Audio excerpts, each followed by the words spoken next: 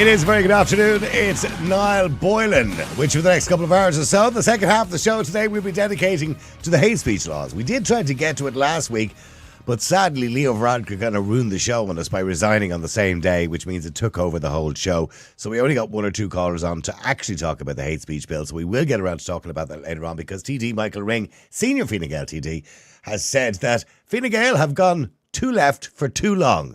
And he believes that they should go back to basics when it comes to policy and bin the hate speech bill, that it's just culture wars. We'll get around to talking about that later on. We'll try and get to talk to Michael Ring if we possibly can as well, waiting for him to come back to us. Also, if you've any thoughts on it, by the way, you can WhatsApp us at 085 122 55. That's 085 122 55. If you're listening to the podcast right now, by the way, it'll be on the next podcast, all right? That particular topic. This topic will be on the first podcast. By the way, speaking of the podcast, remember, it is coming towards the end of the month. The bills come in. This podcast costs us a lot of money every single month to run. And all we rely on is your donations and your subscriptions, without which we can't do it.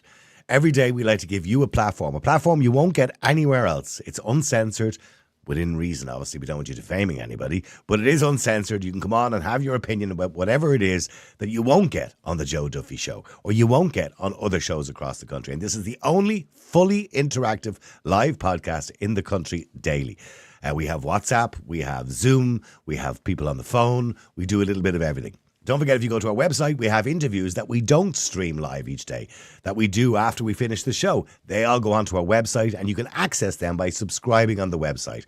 It's $5.99 a month. 3 of us work on the show here. We don't get paid.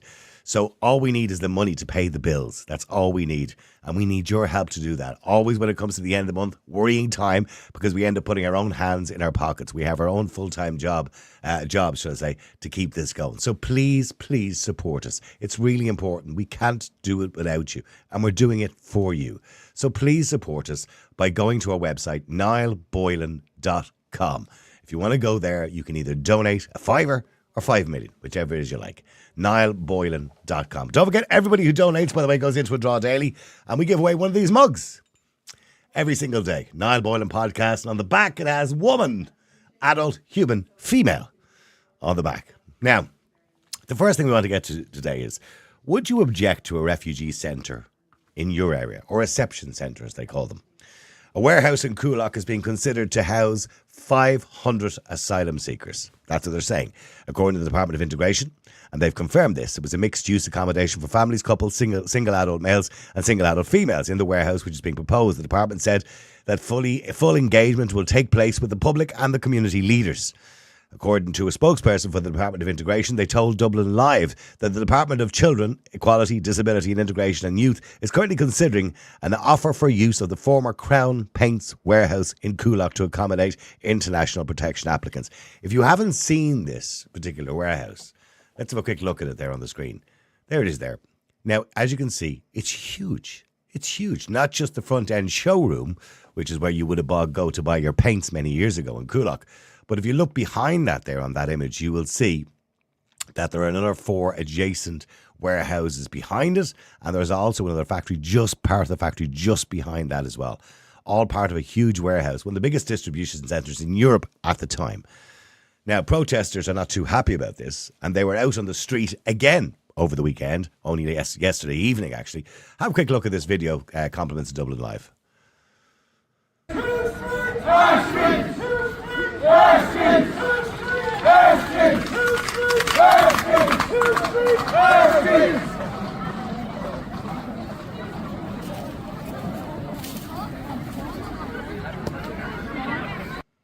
I can tell you there was a substantial crowd there, by the way. There was probably, I'm not great at numbers, but somewhere between 2,000 and 3,000 people, I imagine, were at that particular protest. Now, the proposal is for modular units placed inside the warehouse, providing mixed-use accommodation for families, according to the Department of Integration, couples, single adult males and single adult females. An experienced and trusted accommodation provider has expressed interest in the delivery of the accommodation, and attended security services are under this proposal. People seeking international protection will be accommodated on a gradual basis under the proposal, and an estimated 500 people may be housed there. Further details of full engagement will take place, according to the Department of Integration, with the public and the community leaders in due course. Now, thousands of people turned out yesterday, as you saw there, in a protest. And it was one of the biggest protests, I'll be honest with you, across the city and across the country in the last year. Locals say the services in the area are already stretched and that putting more people in would make things worse. And according to one spokesperson, the locals are worried about their safety and the safety of their children. And they say they don't want large groups of men hanging around the local parks. It seems most people online agree with the locals, but there are some that are saying that they have to live somewhere and the factory would be ideal if it was fitted out with modular units. I don't know, how would you see? It's always this kind of not in my backyard, isn't it? Isn't that what people say? Not in my backyard. And look, if we're all being honest, and we have to be honest here, even the all are welcome brigade, the crowd, the Labour Party people and the people before profit and the Soc Dems and actually every political party, Sinn Féin, Fine Gael, Fianna Fáil, every single one of them, if they're all being absolutely honest as individual people, and you said to them, how do you feel about having a factory warehouse across the road with 500 refugees in it? They'd be lying to you if they said they didn't care.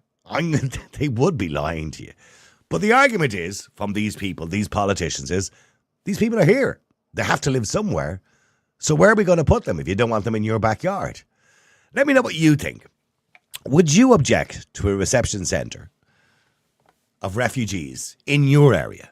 Would you object? Or would you be one of these people who would say live and let live? The number is 085 122 55. That's 085 122 55. Please WhatsApp us in if you want to come on, all right? It's easier just to WhatsApp. Don't call the number, just WhatsApp in, all right? And they'll look after you. Joan, hi, how are you? Hello, Joan, are you there? For some reason we don't have Joan there. Hold on, just try Madeline. Madeline, are you there? Right, for some reason, unfortunately, we don't have either Joan or Madeline. Hold on, I'll try and get them both back again if I can. Unfortunately, I'm going to have to reset that there, guys, so I do apologise. These are the little technical glitches with running a podcast every now and again that just happen for some strange reason. I have no idea why. Anyway, we want to hear your thoughts. As I said, the number is 085 122 55. That's 085 122 55. Let's have a quick look at that video again, just to get a couple of seconds. Let's have a quick look at that video again.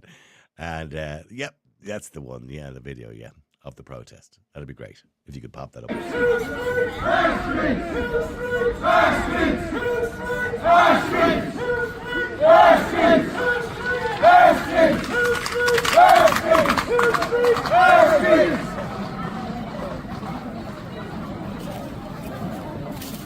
All right. Hopefully now we have actually Joan now should be back. Joan, are you with us? No, unfortunately not. Unfortunately we're going to have to do a full reset. So I'll tell you what we're going to do. We're going to go off the live player for a moment and we will come back to it. So please just go off your live player and just come back to it and we will be back with you in about 30 seconds.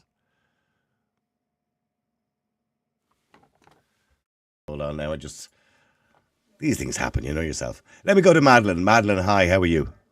Hi, Niall, how are you? Nice to talk to you, Madeline. Madeline, look, an interesting weekend. One of the biggest protests probably we've seen in the country. The East Wall protests were quite big during the year, of course, as well. But this particular one, of course, was a huge protest.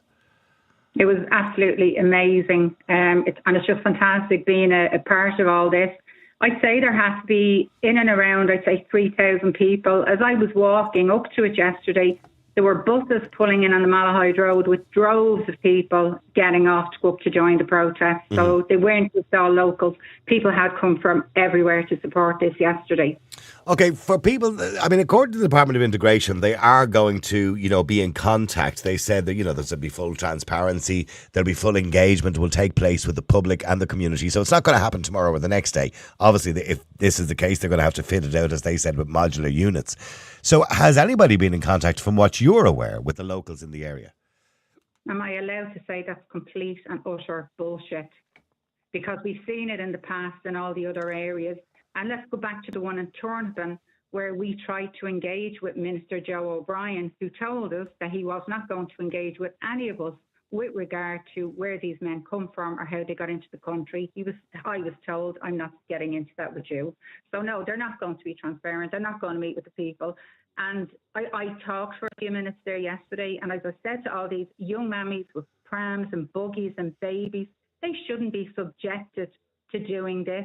The government are there to represent the people, And because they are ignoring the people, this is why they have to take to the streets. They shouldn't have to do this in a democracy. I mean, I did put a tweet up yesterday about it yesterday evening because I seen some people having a go at some of the protesters, etc. And I said, what I said was the vast majority of these people, the vast majority, are concerned citizens who feel voiceless. Do you think that's what it is? That when you see, particularly in working class areas, people feel they don't have a voice. They feel like the government are not listening to them. Is that the frustration from people? It absolutely is. And as I say, I talk to people from, I'd say, 20 years of age up to 80 and 90 yesterday. As I said, there were a lot of young mothers with their children, with their babies and buggies. Talked to older people on walking frames and wheelchairs, all just concerned people. And they were all very aware of keeping it peaceful. There were a few of these, what would you call them, youngsters that tried to come up and kind of bring the tone of the thing down, but people are not buying into it. The people I meet on the protest are genuine, salt of the earth, really just concerned about the country. And what are their concerns, Madeleine? Because, those looking from the outside in will say, well, what are their concerns? Obviously Coolock is a very populated area. Anyway, actually, I know, look, I was raised in Edenmore, for God's sake, so I know Coolock very well. So what are the concerns of the locals? Well, let's go back to the very first thing is that the people coming in are illegal. Now, many of them are. Many of them are illegal, and many of them are legally coming into the country. Yes. So we go with they're illegal. They're here illegally. So that's the problem.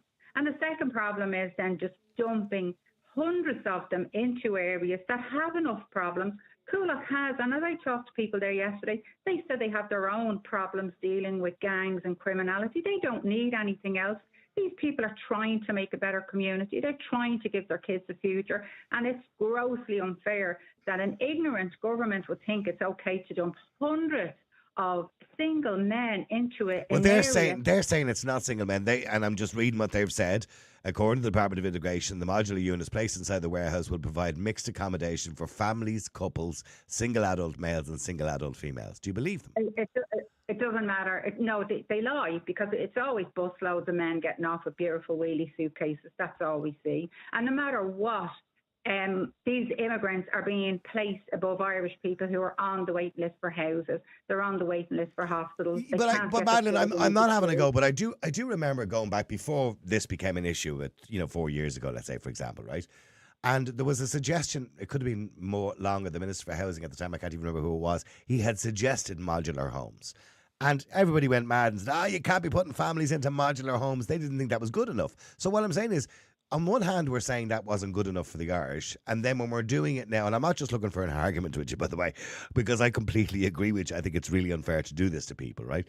But on the one hand, we're saying it wasn't good enough for Irish people. But now we're saying put the Irish first when it comes to these kind of modular homes.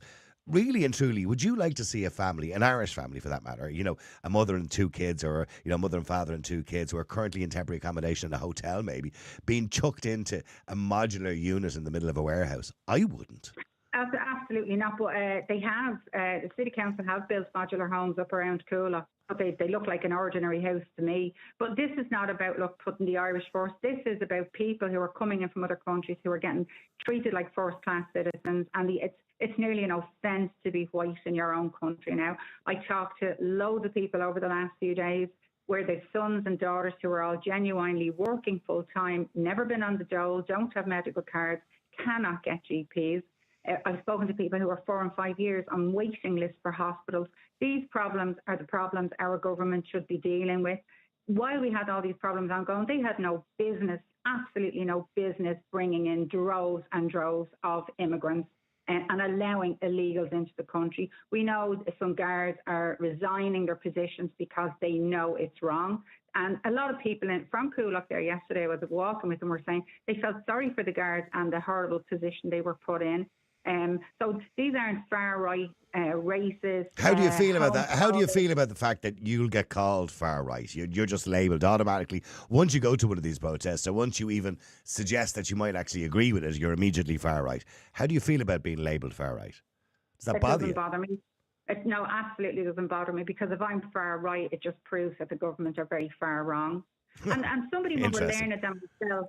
somebody more learned than myself, I'd love to explain. You know, when you read the articles in the Constitution, according to the part of the Constitution where when the Taoiseach resigns, the other members of his government should be deemed to have resigned as well. Now, I don't understand that then, how they're not all gone and why we're waiting. Okay, there's a technicality. Some people are posting that online, and here's the technicality involved in that. Leo Varadkar did not resign as the Taoiseach of the country.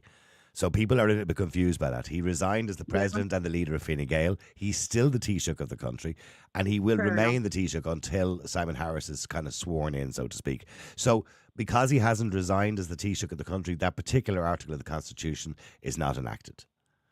And I think they're probably game playing, because there's obviously more to this than meets the eye. Yeah. And while all this, well, if you think Leo was bad, and I'll admit, as from a leader point of view, he was bad. I can tell you now, Simon Harris will be a lot worse when it comes to this kind of thing. The only word comes to mind when I see his face is totally and utterly insipid. Okay. But, you don't like him. No. But while this is all going on, then we see the whole WHO thing all escalating, and what that's going to entail. And because we're all so caught up in these issues here, there's a much bigger agenda going on with the WHO. And with this hate speech law, I was speaking to Alex Stevenson yesterday, and I was just asking about how can we force this hate speech bill to go to a referendum, because the government can't keep making decisions for us. Well, we can't force a referendum, unfortunately, because it's not a constitutional issue. But what we could do, you can obviously, challenge the government and tell them you want a referendum on it. But then you'd have to get a lot of signatures to do that, for that to be even considered. I think the last poll I read, there was 77,000 signatures. Yeah. I am against. Oh no, I agree with you. The hate speech bill, and we're going to be talking about that in our next podcast. The hate speech bill is completely and utter nonsense. When you look at outside people from around the world, in Australia and America, discussing it, and they talk how draconian it is, that they're going to put us back into the dark ages. But that's what they want, Madeleine. They want a situation where you're not allowed to challenge the government, where you're not allowed to speak out, because not that it would be illegal, but that there's a chilling effect on debate. In other words, whereby, I would be conscious of the fact that we have a hate speech bill, and I would be very conscious of the fact of what people can say. So in other words, it silences debate. But I mean, I'm going to be talking about that in the next podcast, so let's just focus on the refugees for the moment if we can. Let me go to Joan. Joan, hi, how are you? Hi, Niall, how are you? Joan, you were at the protest as well? Yeah, I was indeed. Okay, Madeleine said, she reckons probably 2,000-3,000 people there at the protest. Well, I'd say it was 3,000 plus. I mean, I sent you the drone footage. Yeah, I saw that. I saw that. Yeah. And RTE, the mainstream media can't turn around and say there was what they usually do, drop a zero off it. You know what I mean? Yeah, a couple of hundred. Yeah. People, the people of Coolock have said no. And they just come out and forced to show people that people are worried. All what you said to Madeleine, people are worried. People have concerns. And what do you think their concerns are, Joan?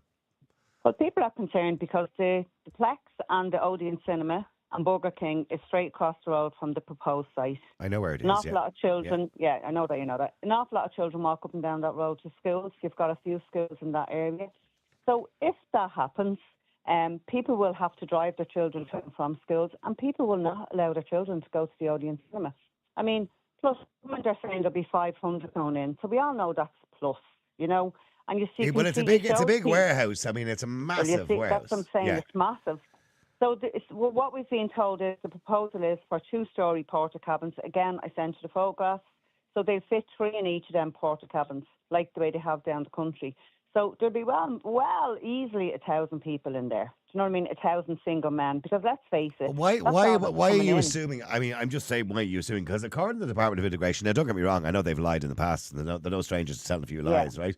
But they have said the proposal is for families, couples, single adult males and single adult females. Yeah, they said that in Turnip and they said that in East Wall. Do you know what I mean? In East Wall, I'm sure you've seen the scuffles of men kicking the head off each other around the street outside it. I've seen it. They went up and they collared somebody outside the East Wall with a gun.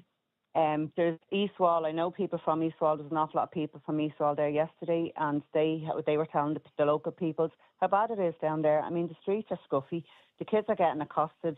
Men are telling them, "Oh, you're gorgeous," and all this kind of carry on. Do you know what I mean? But Niall, 65% of the men who come here have no documentation. And I mean, that's illegal. Why is the government ignoring that? Well, Why are they still here's waiting well, on here's the turning thing, them in? Joan. What they're doing now is they are bringing people to court now because, of course, there's an election coming up in a couple of months' time.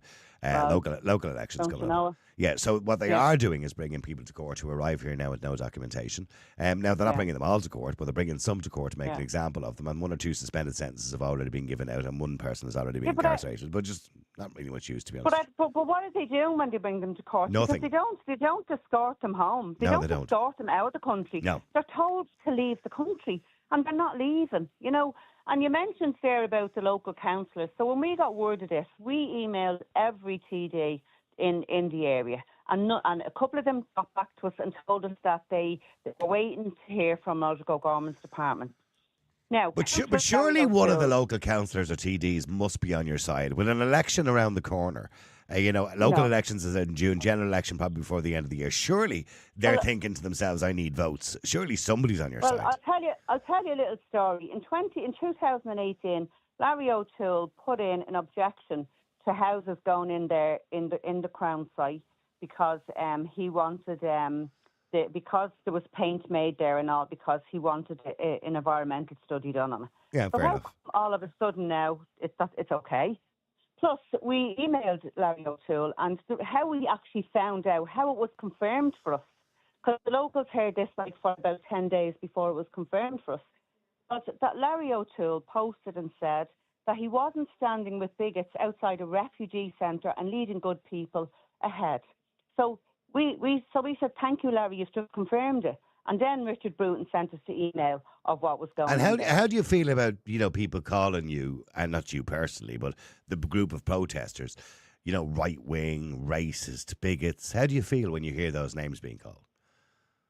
So left wing, right wing, chicken wing. Who cares what people call me? Sticks and stones. I mean, I'm from Coolock, so people, their mask told us sticks and stones to break their bones, but names never work. Do you know what I mean? But I don't care what anybody tells me. People call me far right. That's a badge of honour now. And what it actually means is that we're right so far. I mean, we're right about everything so far. And, so they're putting in, let's just say 500 men go into that, or people, or whatever, go into that unit. Yeah, let's use the word people just a moment. Okay, yeah. People. Okay, so what's from them? What happens from them? Where do they go from there? Because there's an awful lot of people in Coolock, double living, do you know what I mean, 2 families in a house, girls in the mass box room, or the fellas in his mass box room. Why are they not being on the housing list? I mean, there's people in Coolock on the housing list 10, 15 years.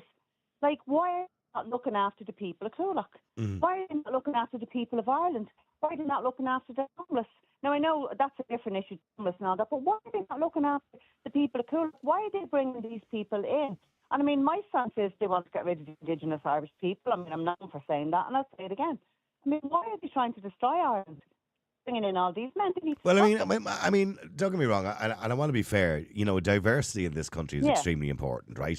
We have a lot of people who come here legitimately, by the way, through the visa system, and work in our hospitals, in our hotels, in our bars, 100%. Everything. Yeah, 100%. Yeah. But there's an awful lot of people now who came here properly, who are going through all the steps to get their documentation, and they are up in arms. They're not happy about it. I mean. Where I worked as a barber, and he came down to me a few minutes ago and he said, "Barbers say no. Let's go through a huge lengthy process to pour papers in here. He did it right." I don't think anybody has a problem with that. But these immigrants coming in and getting everything, claiming social welfare, getting everything for nothing is wrong. And for people who go, "Well, the Irish do it," well, maybe they're Indigenous Irish. But across the board it needs to change. I mean, I've seen a video there of a guy, Pakistani man, who lost his documents in Scotland. I saw that. I saw the video, yeah. In Birmingham. Yeah. But he's over here looking for, what did he say? Well, here's the big problem. Here's the big problem for us. Okay, can I just explain something to people who don't know this, right? Yeah. Okay, so this guy that you're talking about, he's been living in Birmingham for 6 months. He came to Ireland because he said Birmingham is not a safe place. Now, let's be clear. Yeah. The last time I was in the United Kingdom, it seemed fairly safe, right? Within reason. Nowhere in the world is perfectly safe. But anyway... Yeah. The point is, we currently can send him back to Birmingham, right? Or back to the UK or England, right? Under the Dublin law. Okay, now, here's your problem, right? So, the other day, in the High Court in Ireland, the judge ruled that we can't. That he now says because Britain is not part of the European Union, we can't assign it as being what they call a safe country. So, in other words, anybody now can come from Britain and we can't send them back again. Yeah, well, the Irish people need to get a grip, and they need to let the government know that we don't want any more in here, because we've enough problems here in Ireland without taking on the world. I mean, Ireland's a small country, and you can't have everybody from Africa coming over here, everybody from Somalia, everybody from Algeria coming here. There isn't enough room. But the word is out there, Treasure Ireland. Go to Treasure Ireland and get your free gas and your free money and your yeah, but they're not getting free gaffs. Well, this is the thing, Joan. They're not getting free gaffs. They're being shoved into hotel rooms or modular homes or cabins or whatever. Well, stay there a second. So let's send out a strong message to say there isn't any free gaffs. Yeah, but even what you said there, Niall, into hotels, the tourist industry in Ireland is on the floor. Where do they think that the money is coming from to feed all these immigrants, to give them their social welfare? There's no tourism now in Ireland, very few. So because the hotels are here. Yeah, no, I know. I completely know. Your phone line is just breaking up just a little bit there, Joan. So just stay with me there for a second if you can. But just try maybe move to a different room. Let me go to Craig. I'll go to Craig as well. Craig, hi. Hi, how's it going? You were there yesterday at the protest as well? I was indeed, yeah. Yeah, how long were you there for, Craig? Couple of hours? The whole day. Oh, okay. It was good. Was it peaceful? No problems? Thankfully, no trouble? Yeah, it was peaceful. I left about half hour early anyway, so. Okay, all right. And what was the general atmosphere in a sense? Was it anger, or were people just coming together as a community? Was there good spirits? It was good spirits, yeah. Obviously a lot of people are angry because of what's going on, and it's unsafe that people are going in there, 2,000 men, thousands that are going in here, Mm. Do you believe the Department of Integration? I've said it to Joan there in Madeline. Do you believe the department when they say it's not men, it's families? No, it's definitely men. It's 100. I've seen it for myself, Well, they've said this before and it turned out to be men, but we don't know, obviously. I mean, have the department been in contact with anyone? Have you spoke to any of the community leaders or any people there? Have they been in, because according to the department, they will be in contact with the community leaders? I'm not sure if they've been in contact with them, but I have friends who know on the inside of refugee camps and who the government are claiming that it's families, women and children and men. And then when he turns up to camp to set up, there's basically just only men only. The toilets are inside, are just saying men. There's no toilets for the women, and they're basically getting free everything, And then obviously there's fights that are happening in these camps, and they're saying, these men are not illegal, they're safe, even though there's fights happen, but they definitely are illegal, There's no women at all. I haven't seen one woman at all, And from what you were listening, I was talking to Joan and Madeline there, but generally speaking, when you're talking to people, what are the concerns that they have? I mean, obviously the main concern would be, services in the area. Like, for example, you can't get a GP, or you can't. That's only going to get worse when you add more people to the problem. But what are the other concerns they have? Well, the concerns we have are the safety of younger children. Obviously, what happened to that young girl in town? What happened if that happened in Coolock? What's going to happen then? That's going to rile people up a lot more. Very unsafe to have these men in here. I have 6 nieces, and 2 weeks ago, my little niece asked me to drop her to the shop because she was fearful for her life in case anything had happened to her walking to the shops, So, you're talking 12-year-olds, 14-year-olds are terrified of their life to walk around with their friends on their own. Where years ago, they'd have no problem playing out on the streets. Now, they're genuinely terrified, so they're indoors all the time now, It would be fair to say that Ireland is not as safe as it used to be anyway. And when it comes to children, going around on their own, there's kind of gangs of all sorts of people hanging around up to no good. Why do you think people think that, culturally or whatever it is, people from other countries are less safe? Is it because you don't know them, or is it because of the uncertainty or the unknown, or what is it? It's because of, most of these men coming over have recent convictions in their own country. Well, we don't know that. There's been examples of, yes, there has been examples, Craig, I admit that, of a few. But when you say most, I wouldn't say most. That's a bit of... No, not most, you can't paint everyone the same. But that guy that killed Ashling Murphy, he was supposedly safe.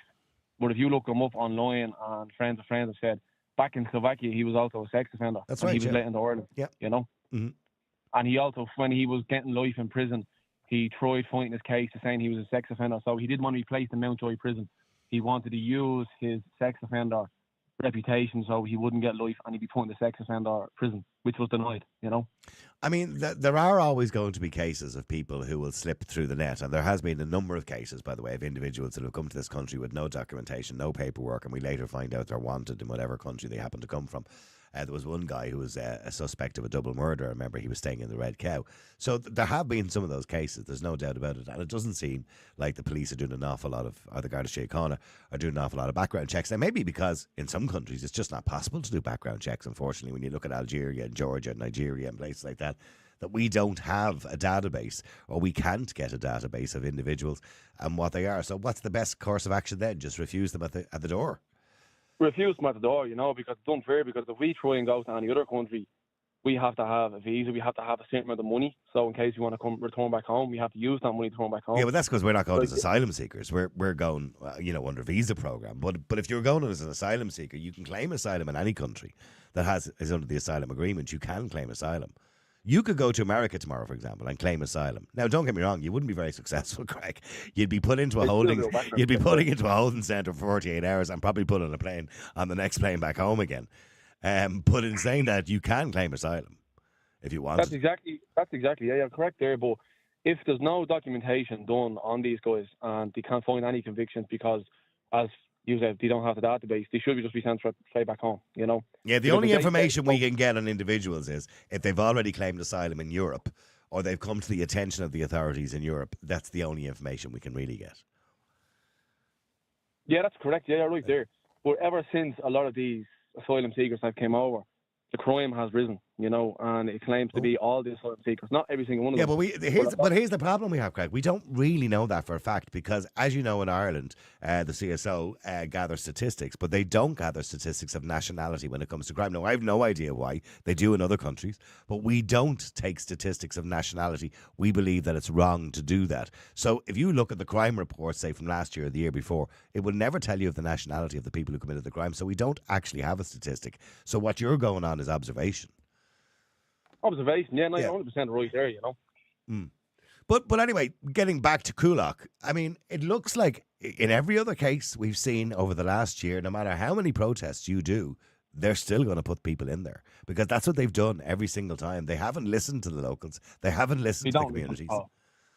So what's going to happen then, Craig? Just have to keep protesting and just keep fighting the cases, fighting the politicians, Just keep protesting as much as we can, and because we won't stop. Coolock will not stop until they're not going in there at all. It could take 2 years, 3 years. We will definitely not stop, and every single person in Coolock and surrounding areas will 100% agree with me. We will not stop until someone listens to us. Okay, stay there for a second. Let me go to Collie. Well, hang on, Craig. Collie, hi. How are you? How are you doing? Good. What going out yesterday? Yeah. You were listening to Craig there, and then he said there was a big turnout. All right, and there was a good atmosphere, although people are angry and frustrated. I can understand why. Yeah, it was amazing turnout. Great to be a part of. People are angry, and they've showed their anger there yesterday. And numbers, there must have been 4,000 people there. No, I reckon easily 3,000 to 4,000, wasn't it?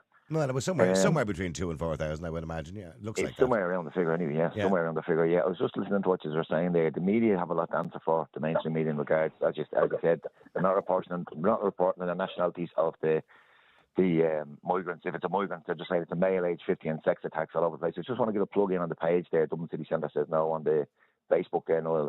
All the attacks that the media is not reporting, I have them all up on the page there all over the country. So if all your listeners want to tune into that page there on Facebook, Dublin City Centre says no, and there's also a protest there. I've been in touch with a number of the groups that says no, groups around the country.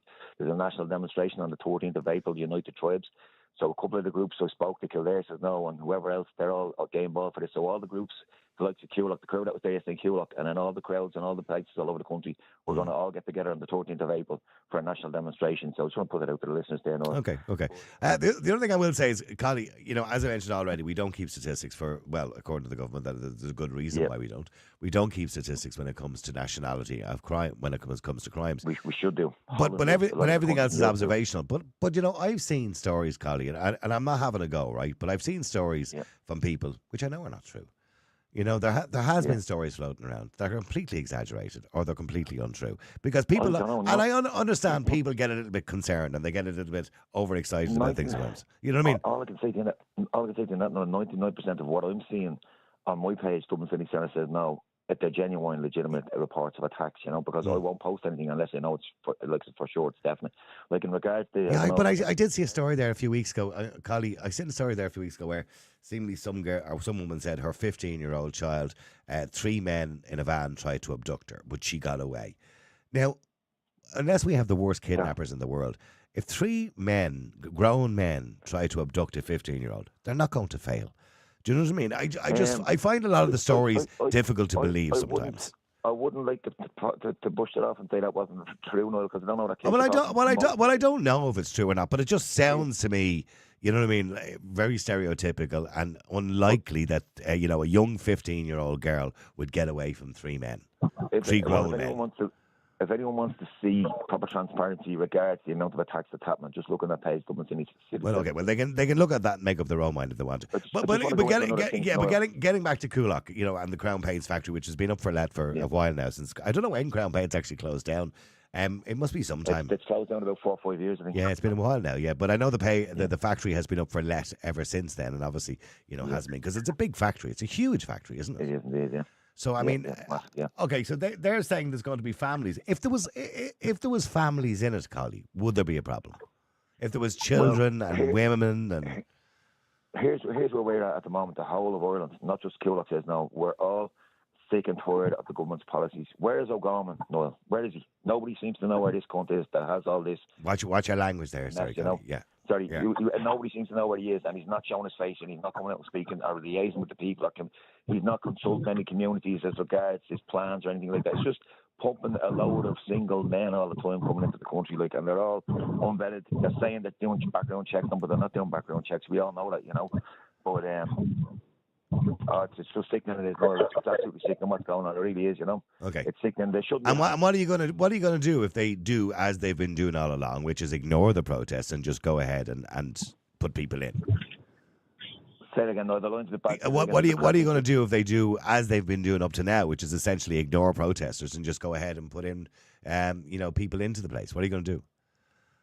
We're going to keep protesting at that site there. There'll be no one going into that site. But as regards, you asked me a question there about if it's women and children going in, and I didn't finish my point. Noel, we're sick of what's going on in the country. Even if it's women and children, we don't want any more. Ireland is full. We already were in our worst housing crisis before all this madness. After 3 years of restrictions, the worst restrictions in the world, Ireland was the longest restrictions during the COVID. Yeah, I'm aware of that. But you know what I mean? And then all of a sudden we're out with COVID 3 years, fast forward, and we're into this situation where we have this unelected government in power that's not listening to the electorate, that's nothing to do with the electorate, didn't put them there in the first place, and they're doing absolutely everything they want to do, including doing a hatchet job in the city, taking away the loading base first was Eamon Roy's first disaster, and now they're closing up. They're planning to close off traffic to the city. Okay, they're separate issues, Collie. Let me get this across. No, that's very important. The National Children's Hospital is in James Street, and they're closing off traffic to the city. What is that going to do? The ambulance is trying to get to the city. Collie, I'm not going to disagree with you. Whoever decided to put the National Children's Hospital where it's going is an idiot. They haven't a clue what they're doing under this government. No. And basically, if Roderick O'Gorman's listening now, Roderick, we want you to resign. And if you don't resign, we're going to come for you and face the wrath of the people if you don't resign. Okay, well, I wouldn't suggest now that's not a good idea to be saying to people, okay? Come for him to demand he resigns, I hope is what you mean, Collie. All right. Yeah, it's the best in his. And I know Ain too have asked for his resignation as well. I understand that as well. Collie, listen, thank you very much indeed. Let me go to Morris as well. Morris, hi, how are you? Niall, how are you? Very interesting. Good to see the people of Ireland marching again because of what they believe in and what they want. I see things happening and I'm watching. And basically, I come up with an idea, and I think people that went out marching at the weekend and people that are marching all over Ireland, they should start up their own party. And I've come up with a name for it. It's the WCPPI, and that's the Working Class People's Party of Ireland. And that's the people of Ireland that are the backbone of this country, that pay taxes, working class like you, like me, that have worked all your life. I've worked all my life. I'm 42 years in the same job now this year.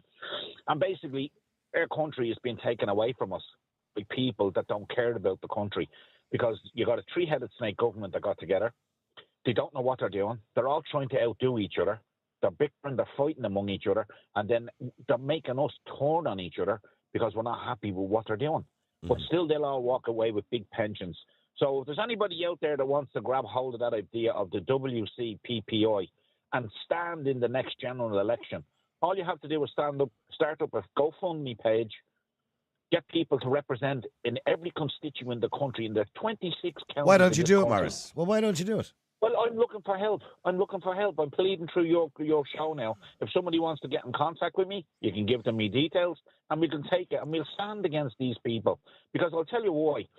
Coolock could be the next area down in Waterford. There was a hotel in Waterford, and there was refugees in it. You know, The people that Strand were looking Hotel. for Yeah, the asylum. Strand Hotel, yeah. And they didn't like what was going on with the food or something, and they wrecked the hotel. Well, I don't think people have said it was over the food. I don't think it was over the food. I think it was a family feud between two families. Yeah. Well, there you go. Even the families are fighting. Never mind single men. Yeah. So what do you do with people that don't So there come was into children this country involved and in that fight. There was Yeah. women and children and everything fighting in that. I remember. I seen the video. Yeah. Horrendous to see people going and wrecking. And But Morris, to be fair, I've seen Irish people, family feuds going on like that as well. It's not just foreigners that do that.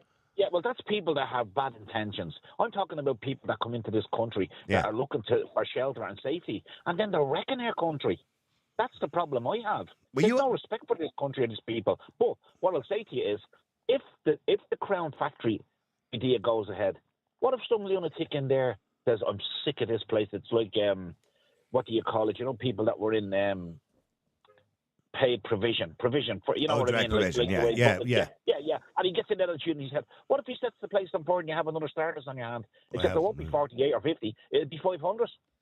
Yeah, I hope nobody ever does anything like that, But listen, Niall, there's the dangers that these people don't think about because they don't know how to run the country and they're turning people on each other. You have a tree. No, I know. You're completely right. What's happening at the moment is quite divisive, unfortunately. Yeah, exactly. Yeah, I mean, you've got a government turning people against each other. Now, clearly 70% of the population before Christmas said that they felt the government were letting too many people into the country. That's a Red C poll, by the way. 70% of the population have said that already. But the government are not listening. They don't care.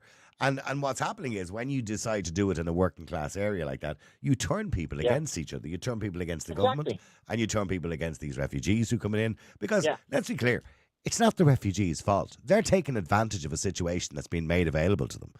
Do you understand what I'm saying? I mean, I don't blame Johnny from Pakistan or Paddy from Nigeria or whatever his name is. I mean, if they're getting into the country and the government, as soon as they walk in the door, the government are sending them off down to the IPAS centre and they're sending them off to a modular home or a cabin somewhere or wherever it is. I don't blame them taking advantage of that system because the government have made that system available to them. And like you said, if they come in and they're genuine and they want to work and they want to contribute to this society, by all means. But don't come in and sit around sponging off us, drinking beer all day, laughing at the rest of us. But what I'd say to you too, Niall, but that is the problem. The vast majority of people that have came here over the last year and a half, financial reasons, as asylum seekers, are economic migrants, and the vast majority would be unskilled labourers. Now, so even if they do get a job, it's unlikely, very unlikely, they're going to get a high enough paid job to afford a home in Ireland, or be paying an awful lot of tax. So they will always be, by the way, many Irish people do, are a burden on the state, but they'll always be a burden on the state. Exactly. And one thing on your show that I can remember vividly, Nigel Farage turned around and said to your show, "Wait and you see what's coming your way." And he was right. Yeah. We've had the dregs of every nation in the country come in here because we're a soft touch. But you know what? One thing you pointed out today, and I admire you for doing it, and the government should look and listen to people. If we have an open travel system with the UK, it's time to have a look at it and say, listen, we need to patrol this now because there's too many people. Here's the thing. How do you patrol that? Like, a lot of people are coming to Ireland, not through Dublin Airport, not through Rosslare, but they're coming in through the north. So how do you... Now, I know the customs... Police up there. Get the police up there and customs. If you haven't got a passport to come into this country, you're not coming in. Morris, do you really think that would be a good idea? Can you imagine the day somebody stands out in the middle of the M1 at Newry, puts his hand up to stop a car and says there's a border here? We already had this idea during Brexit. I could tell you now, if anyone does that, that's the start of the troubles in the north again. That's not going to happen. So there is no way of stopping people. We've already been threatened with the Irish border down the Irish Sea, and it's just come out with a stalemate, So, I mean, you technically do have that border, technically. As well. Yeah. We have to protect their 26 county as well. People didn't die for nothing, Niall.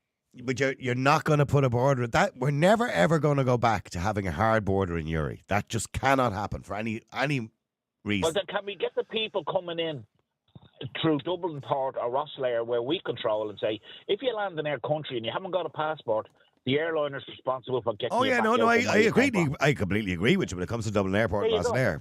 We should be able to control that. It won't be long about turning their tail and going somewhere else. But as I said, a huge amount of people are coming in through Northern Ireland, through Belfast. You heard that guy the other day in the video saying he came from Pakistan, came into Birmingham, up to Scotland. I've seen him. Over to Belfast and down to Dublin. fit, healthy, and well. And I guarantee you, if we showed his photograph to the Pakistan embassy here and say, would this man's life be threatened in Pakistan? He's telling a bunch of lies. No, well, of course he is. He's an economic migrant. But the first thing he says is in the interview, he demands a house. Exactly. I know a lot of people that demand a house. Morris, thank you very much indeed for that. Let me go to Peter. Peter, hi. How are you doing? Hey, are you well now? I'm good, Peter. Peter, I mean, okay, you've seen those protests. They were quite big, actually, in Coolock. That was probably the biggest one I've seen, I think, all year. But the government will most likely ignore the protest. And they'll go ahead and put people into this huge, big factory warehouse. Is that fair to the people? See, what my problem is here is that everyone's saying this is our country, it's my town, it's not. It's like, yeah, you grew up here, but nothing outside of your house belongs to you. It belongs to the government, it belongs to the state. You really have no say over that. So, no. To be fair, Peter, it belongs to the people. The country belongs to the people. Yeah. So why are you angry at migrants then? Go to the government and protest outside the government building. I couldn't agree with you more. Second warehouse. That doesn't make sense.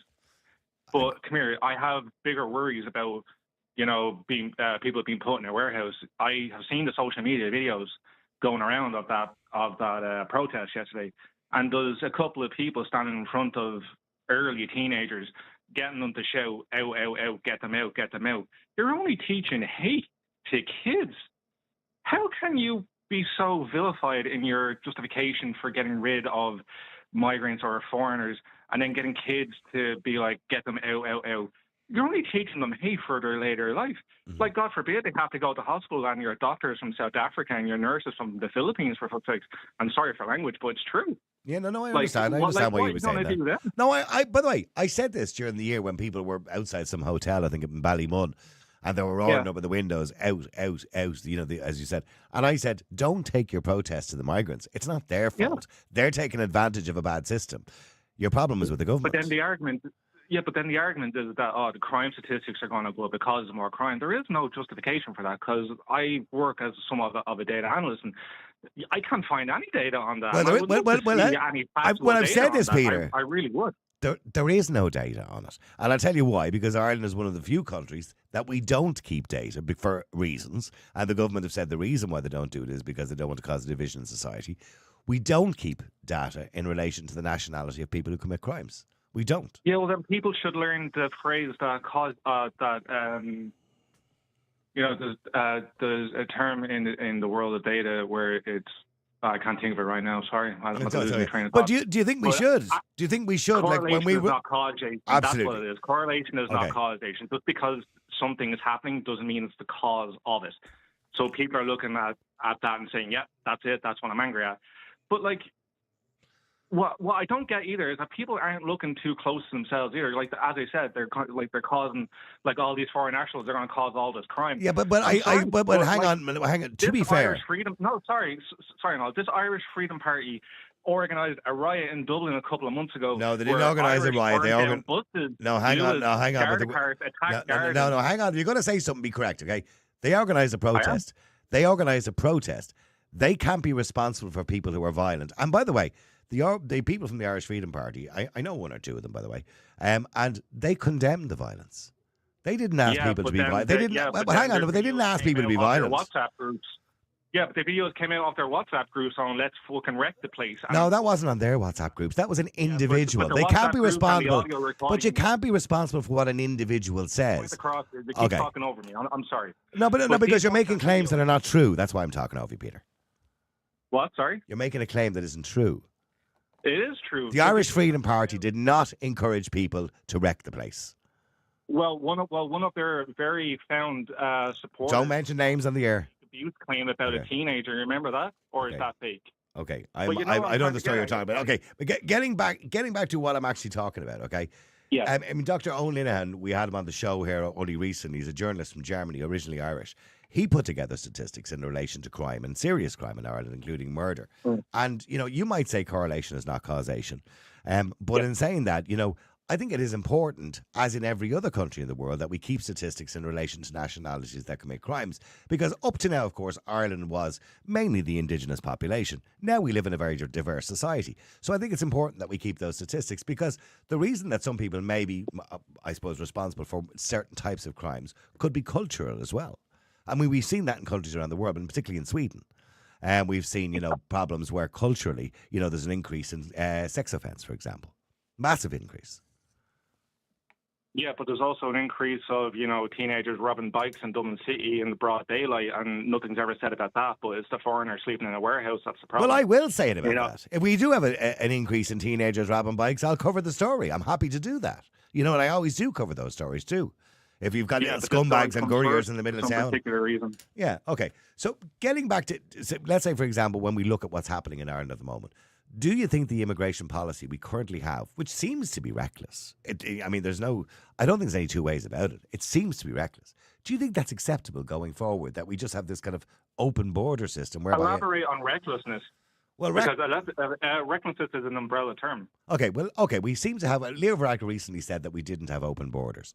But yes, if we look at the system we currently have, nobody gets refused. It doesn't matter whether you don't have documentation. It doesn't matter where you happen to be from. Even if you're from a safe country that's been nominated as a safe country, you will still be allowed into the country.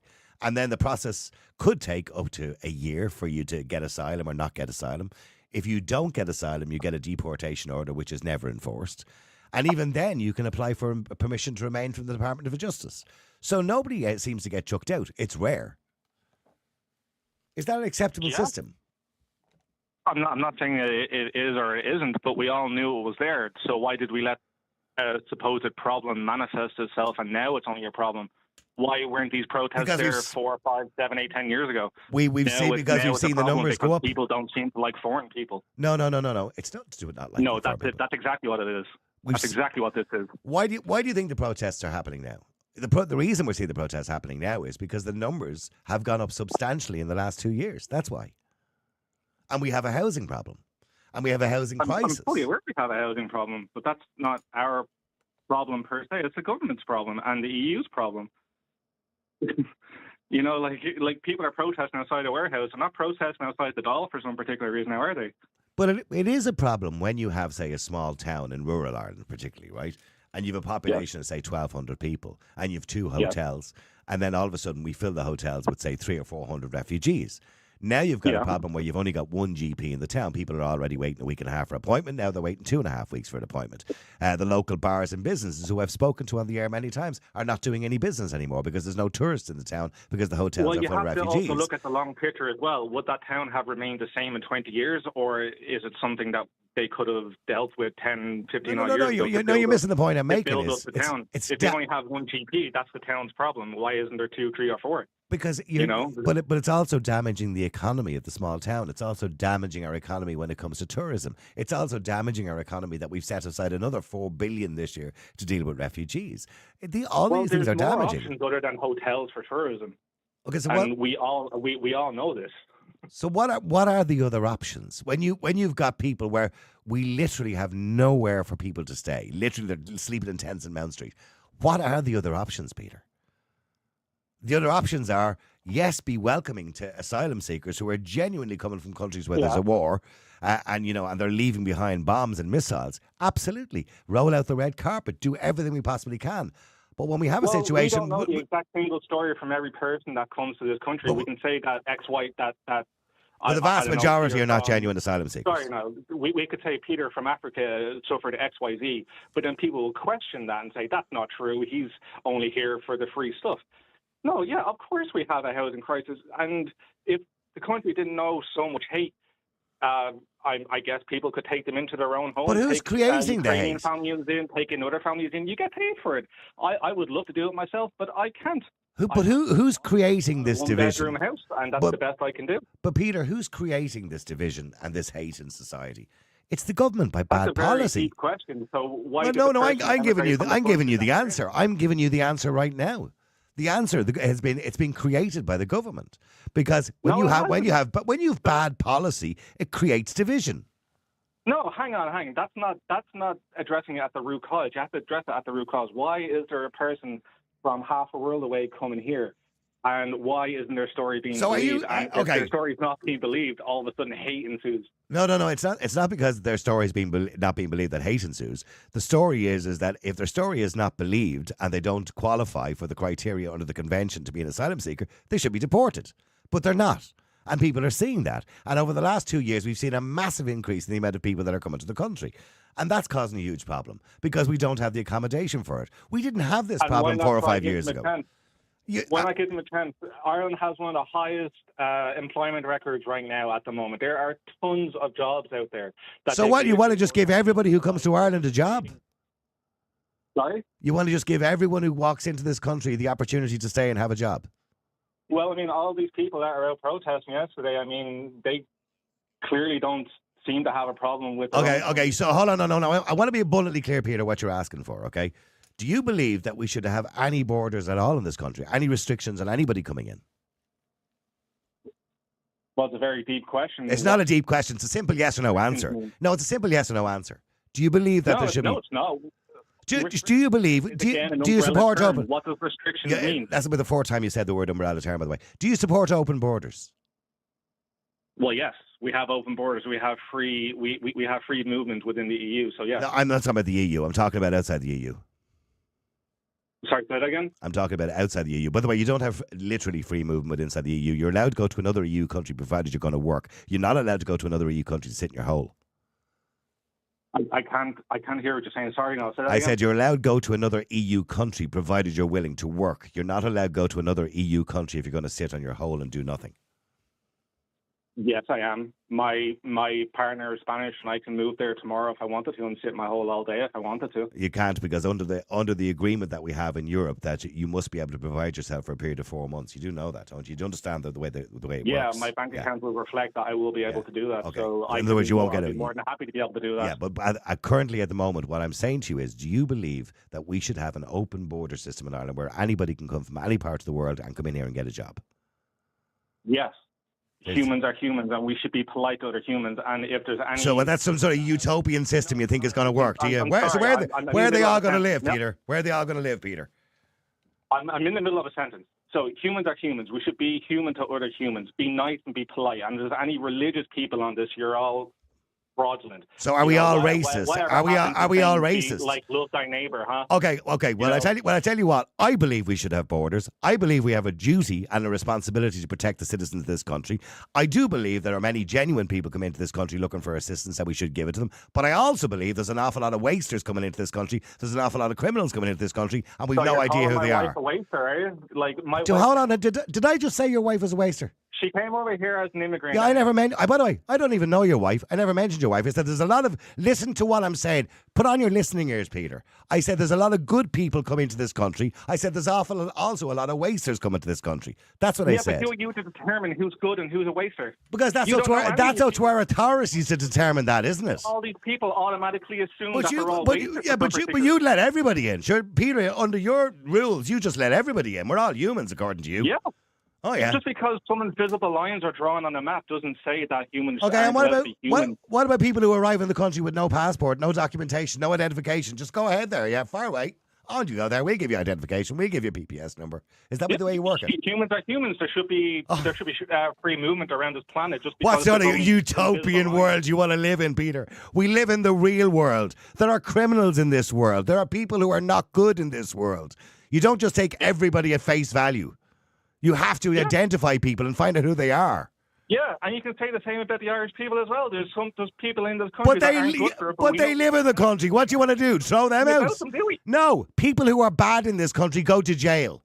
Hopefully. Do they? Hopefully, Peter. Recent pedophile cases that were in the court. Absolutely, and they shouldn't be getting suspended sentences. They should go to jail. I agree with you. But they're Irish people. What do you want to do? Do you want to throw out the population out of the country? For God's sake, Peter. For 2 minutes. Would you relax for 2 minutes? You're living in a utopia, Peter. You're living in a utopia. Niall, for 2 moments, right? There was a Brazilian lad who went to the courts. He had an unfathomable amount of child pornography on his laptop. He was given a suspended sentence. I'm well aware of that. I am well aware of that. I can tell you a lot more cases, by the way, most of them sadly by the same judge. But I can see a lot more cases, and they should go to jail. That's nothing to do with what we're talking about. You can't chuck Irish people out of their own country. You cannot make a person stateless. You do realise that. So you can't chuck Irish people out.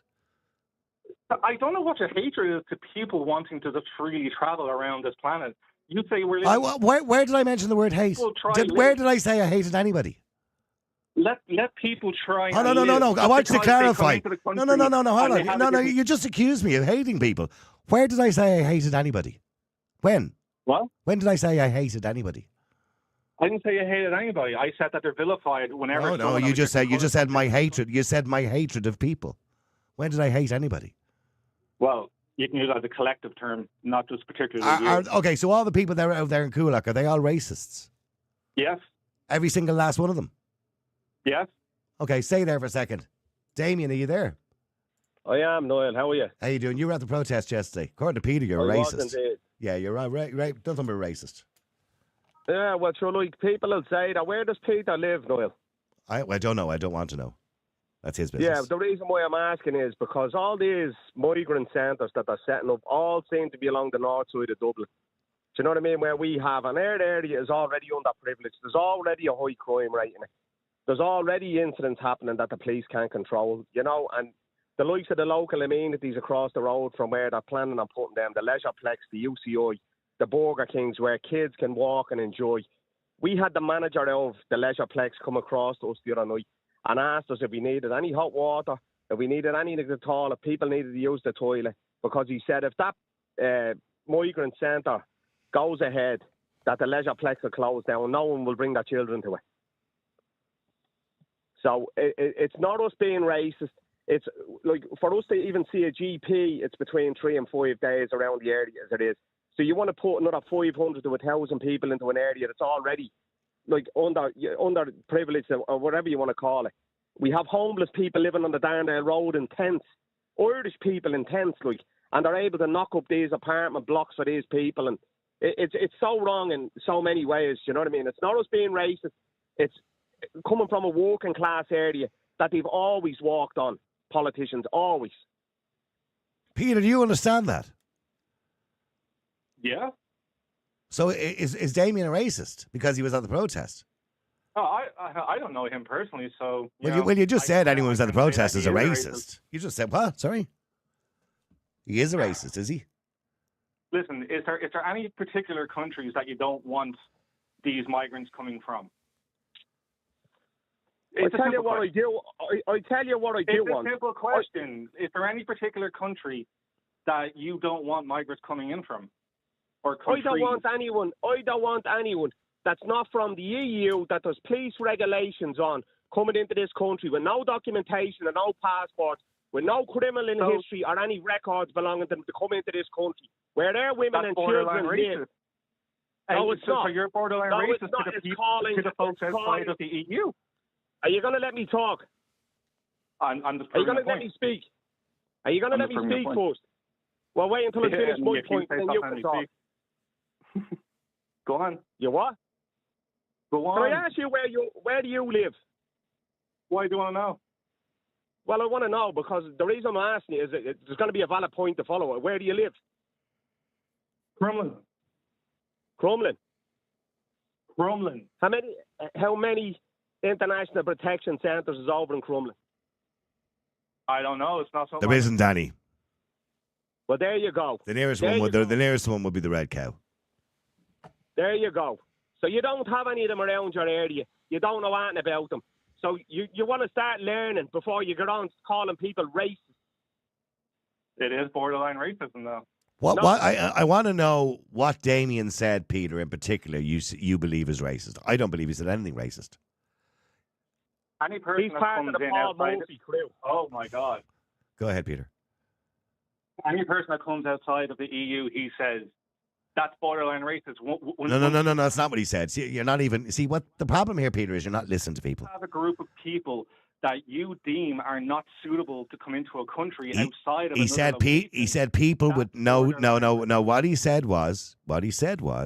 He doesn't want people coming to Ireland who have no documentation, that we have no way of checking if they have a criminal background, because he said we have a duty to protect our citizens. That's what he said. Yeah, and as you said earlier about people in the EU, that you need a certain amount of money in order to. Yeah, you can't go to another train EU yourself. country and not work. So Yeah. what about Spanish people coming over here that have nothing in their bank account wanting to start a life? They're technically in the same position as people outside the EU. Well, I can tell you now, if a Spanish person comes here and sits on the dole, I think they should be chucked back to Spain, by the way. That's personally speaking. Anyway. Yeah, but they can't because they have the free range of movement in the EU. Yeah, but they come with passports as well, by the way. Can I just point out, Peter? We're talking about, what Damien is talking about is people coming from outside of the European Union. That this person with is no really passports, with no identification. No, According to the Irish Times, the vast majority of people coming into our ports don't have any identification. I'm just trying to make a point. I can't understand the hatred towards a fellow human. I really can't. Oh. Like, if you are so concerned about people coming into this country, help them. Don't vilify them and tell them to get out of this country the second they step foot in it. I don't get it. Niall. Yes, go ahead, Damien. Yeah, can I just say something, right? The big problem here, and what Peter obviously pointed out, was why don't we protest outside Dáil Éireann, right? That's what we tried to do. They put a ring of steel around it. They don't want you anywhere near it. They don't want the media to cover this. They don't want the media to see the areas they're putting people into it, right? I live in Coolock. I had to put planning permission up. I had to wait months to get it to put a dormer on my house because I needed. It was an emergency extra space because I had 4 children in my house and I had to pay for an architect. I had to pay for all the other stuff to be done in it. I couldn't go ahead and build that property. And I had to get it obviously certified that it was to a suitable regulation. They're turning warehouses into houses for people. That is not safe. That building, the whole roof is covered completely in asbestos. How can you put people living in that? Well, I don't know if there's asbestos on the roof, Damien. Damien, the building only closed down 4 years ago. I doubt they're asbestos roofs. Niall, it's an asbestos roof. Get someone to have a look at the whole back. The very front building is the But but asbestos has been removed from all buildings in this country. That building only closed down 4 years ago or 5 years ago. Chadwick's have a roof at the back that has asbestos on it. They completely covered it in steel. You go inside and you ask the lads, it's an asbestos roof. That's the truth. I'm not lying. Feel free to go in and ask them. Okay. I would be very concerned if there was asbestos roofs on any buildings in Ireland, by the way, because asbestos was outlawed many years ago. Okay, but that's a whole other argument. Hang on. I need to go to Tony as well. Hang on. Stay there, Damien. Tony, hi. How are you?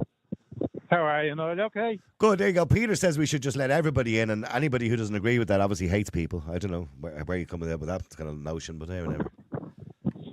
It's fine. Like, I'd have to put in numerous points to Peter. Peter, it doesn't matter what you say to him. It makes absolutely no difference to people.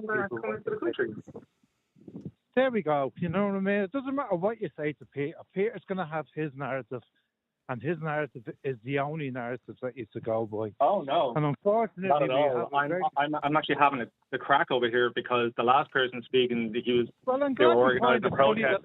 Hang on a second. They were going to start a protest outside the Dáil, and they were defeated by a 6-foot fence. That's hilarious. All right, look, I'm glad you think it's a bit of crack hilarious. for you, Peter. It is. All right. That's absolutely hilarious. It's just a bit of crack for you. It's just a bit of crack for you. But it's not a bit of crack for the people that's stuck with this. How has this affected you? Personally, how has this affected any of you on this call right now? Come on. Has it affected you economically? Are your wages down or up? Are you out of a house? Are you living in a house? I'm looking at my country being potentially destroyed and dismantled. And the only thing I can do is look at other countries, Peter. Countries like Sweden, countries like Holland, countries like Germany, that there's certain parts of it that are no-go areas due to uncontrolled migration. Name one of the areas that's no-go. Name one of the areas in all those countries. In each one of those countries, that's no-go. Well, I mean, a Social Democrats MEP from Sweden only came out there last week and said that she apologised to everybody that 3 to 4 years ago she was basically championing, refugees and asylum seekers and letting people in. And now she's come out and apologised to everybody. And now she's a Social Democrat. She's an MEP. And she said the reason is that she doesn't recognise her own country anymore, because the crime rate has gone so high, because in a lot of parts of Sweden now it's very, dangerous for young women to go out at night. And she's now apologised for being pro-asylum seeker. All right, he asked me to name somewhere. Like there's the Belmere, it's just outside Amsterdam. But just like you've Molenbeek in Belgium. Okay, now there's two places that are no-go areas in European countries. Right now that you haven't got Google at your hand, what about Sweden? I haven't. No, I didn't need Google. I was interrupted. I'm sure. No. By the way, I want to clarify something just that Damien said there. I just while he was while you guys were talking there, I just did a little bit of research. The actual buildings, the Crown Paint buildings, are actually on a website to let at the moment, obviously because it closed down 4 years ago. It's a very large property, by the way. And it says here, the buildings, and this is official, the buildings are of concrete portal frame, 5 of which are under asbestos roofs and 2 under metal deck roofs. Now, I would hate to think they'd be keeping any human beings in a building that has an asbestos roof. But anyway, I thought they were gone completely. Well, there you go. The migrants now have a reason to sue the state. Simple as. No, Peter, you see, asbestos is perfectly normal unless you start cutting it. It's the fibres of asbestos that are dangerous. I still wouldn't want to be in a building with an asbestos roof, to be honest with you, Tony. Exactly that. So now the migrants have an economically viable reason to sue the state. Isn't that funny? Well, I mean, just getting back to what Tony is saying about the security of the state, and we can go into statistics from all over the world and countries all over the world, and we're seeing a huge problem all over the world, the movement of people, be it in America, Sweden, Germany, Ireland, England, France, everywhere at the moment, right? When it comes to this, Peter, do you believe there should be any restrictions? I still don't get your free movement of people around the world. This is, you think kind of making it out to be some sort of global village, that everybody should be able to move wherever they want to with no restrictions. That economically can't work. You understand the economics of that, don't you? Why couldn't that economically work? Because it just can't. You can't go to another country without having money, firstly, to buy a home. I mean, so what? Like, Johnny from Pakistan should be able to come to Ireland, and let's say, for example, he doesn't have a good job. We just give him a house. We give him a PPS number and a job. Is that the way it works? Is that easy? Well, maybe not. Well, maybe not give him a house because there are none. But why not give him a job that an Irish person is not taking? Simple. Like, I go to any McDonald's or any Burger King, they're all foreign nationals. My local delivery driver, he's a foreign national. My doctors are foreign nationals. But most of those came here. Your doctors are foreign national. You're right. And diversity is a wonderful thing, by the way. We wouldn't be where we are today if it wasn't for foreign people coming to Ireland. But they came here but they came here on a visa, on a working visa. Yeah. Like every other person does. People the chance as soon as they step foot in the country, as one lad said, stop them as soon as they come into the country, instantly vilifying them. That they say, you're right. We should stop them as soon as they get to the country. If they've no passport, no documentation, you know what we should do with them, Peter? Put them back on the plane and send them home again. That's what we should do. Yeah, but why not give them a chance? Because we don't know who they are. Because we don't know who they are. If they could get a minimum paying job. Would you let somebody? Okay, would you let someone in? Would you open your door if somebody open the door tonight to your house? Would you let somebody in if you didn't know who they were? I would 100% let people into my house. If you didn't even know who they were, that's bonkers. Don't be so stupid, Peter. No, you wouldn't. No, you wouldn't. You wouldn't let a complete stranger walk into your house if you didn't know who they were. For God's sake. You say it like you know me. You don't. Jessica, hi. How are you? Oh, how are you, Niall? Listen, Peter says he lives in Crumlin. That must be wrong because you must be living in La La Land. No, Crumlin. Because seriously, pal, you have my blood boiling, you do. You have it boiling. And I've not been this angry in a while. It's not hatred. It's not fucking hatred. Don't put labels on me, pal, okay? Okay? Because you know what? You must have been devastated when Leo... They got sacked for that, and that's not what happened, but stepped down because he couldn't handle it. You must have been devastated, were you? I didn't hear a word you said. Say it again. She said it's not hatred, it's frustration. Was devastated that Leo stepped down because it means that people who actually give a fuck I don't follow any political party. Well, that's a fucking lie. All politics is nonsense. You would be a picture boy for Fine Gael and Fianna Fáil the way you were talking about immigrants. You would be a picture boy for them. Speaking to me over the phone, you would know that, well. But that's interesting. I think he'd be more suited to people before profit, personally speaking. But come on, yeah. Oh, the Communist Party. Yeah, I just think he'd be very suited because they're into the open border policy. Go ahead. Sorry, Jessica. Go ahead. Peter, let me tell you something, right? I'm going 25 in a couple of days, right? I will never. Oh, don't be a sarcastic prick. Seriously. What? Don't. Oh, I'm saying congratulations. It's a birthday. Well done. Right. Make your point quickly, Jessica. Go on. You would never what? been never able to own anything or have any sort of chance in this country. Do you know why? Because them fuckers in the government and those coming in aren't. And it's their fault you're not able to do that. You're 25. You're 25. You've been an adult since you were 18, and you have no way of making a life for yourself. Is that your fault or their fault? Peter, it's theirs and the government. Do you know why? Because we're getting pushed to the fucking side. But you must be fucking blind to that because you live in La La Land. No. It took me 7 years to save my own house. 7 fucking years. Why can't you do it? Before you even have a home, are you actually stupid? With the way things are going, I'm in my 40s or 50s. So you must be fucking stupid. I mean, you seem to be kind of oblivious to the problems in Ireland that young people are facing, Peter. And I understand what Jessica's facing, the problems she's facing as a young people. And that's why many young people are leaving this country, because they can't afford or they'll never be able to afford to own a home. Unless, of course, we have another crash. That's not exactly immigration. I didn't say it was. I never said it was. I'm just saying you're not basically empathizing with the situation that she's in. And what she's saying, and I only spoke to somebody recently, a similar situation to Jessica, is there are people coming to Ireland who are not working, who are not doing an ounce, and being given a house. And she doesn't believe that's fair. So she's justified in not working and trying to make a life for herself in that case. No, what I'm saying is that people believe sometimes... I'm not working. She is working. She just say that. He did, yeah. Anyway, people... Fucking prick, and you have the next to be like, you don't know me. Well, you don't know me, pal. All you have is hatred. We're trying to have a conversation here. I'm getting insulted. How can I have a conversation with an idiot? It's frustration, I think, Peter. There's another insult. That's nice. I think it's frustration, Peter, more so than hatred that people have. Would you not accept that, Peter?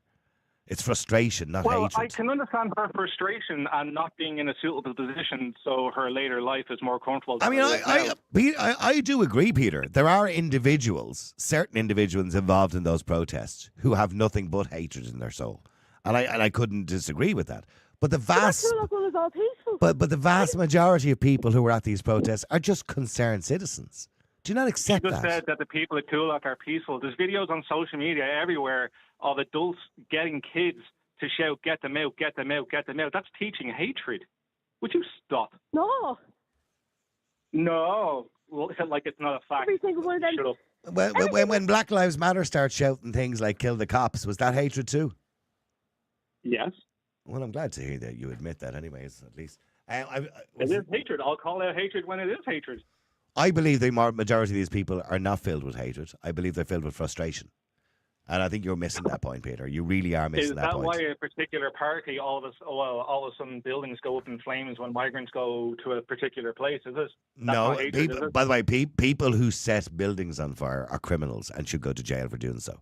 Nobody condones that behaviour. And the reason for doing such actions was because of, what does the survey say? Hatred. No, the survey didn't say that. The reason they do those actions is because they're criminals and they're scumbags. Anybody who sets a building on fire is a scumbag or a criminal. They're not protesters. The people who do those things are just scum. The people who set fire to buildings, the people who hurt each other, the people who might cause injuries, even to migrants or to anybody, they're scum. That's all they are. But people who want to protest because they feel they have some sort of rights are not scum. They're just people with frustrations. So what about the people rallying up kids as well? What's your opinion on them?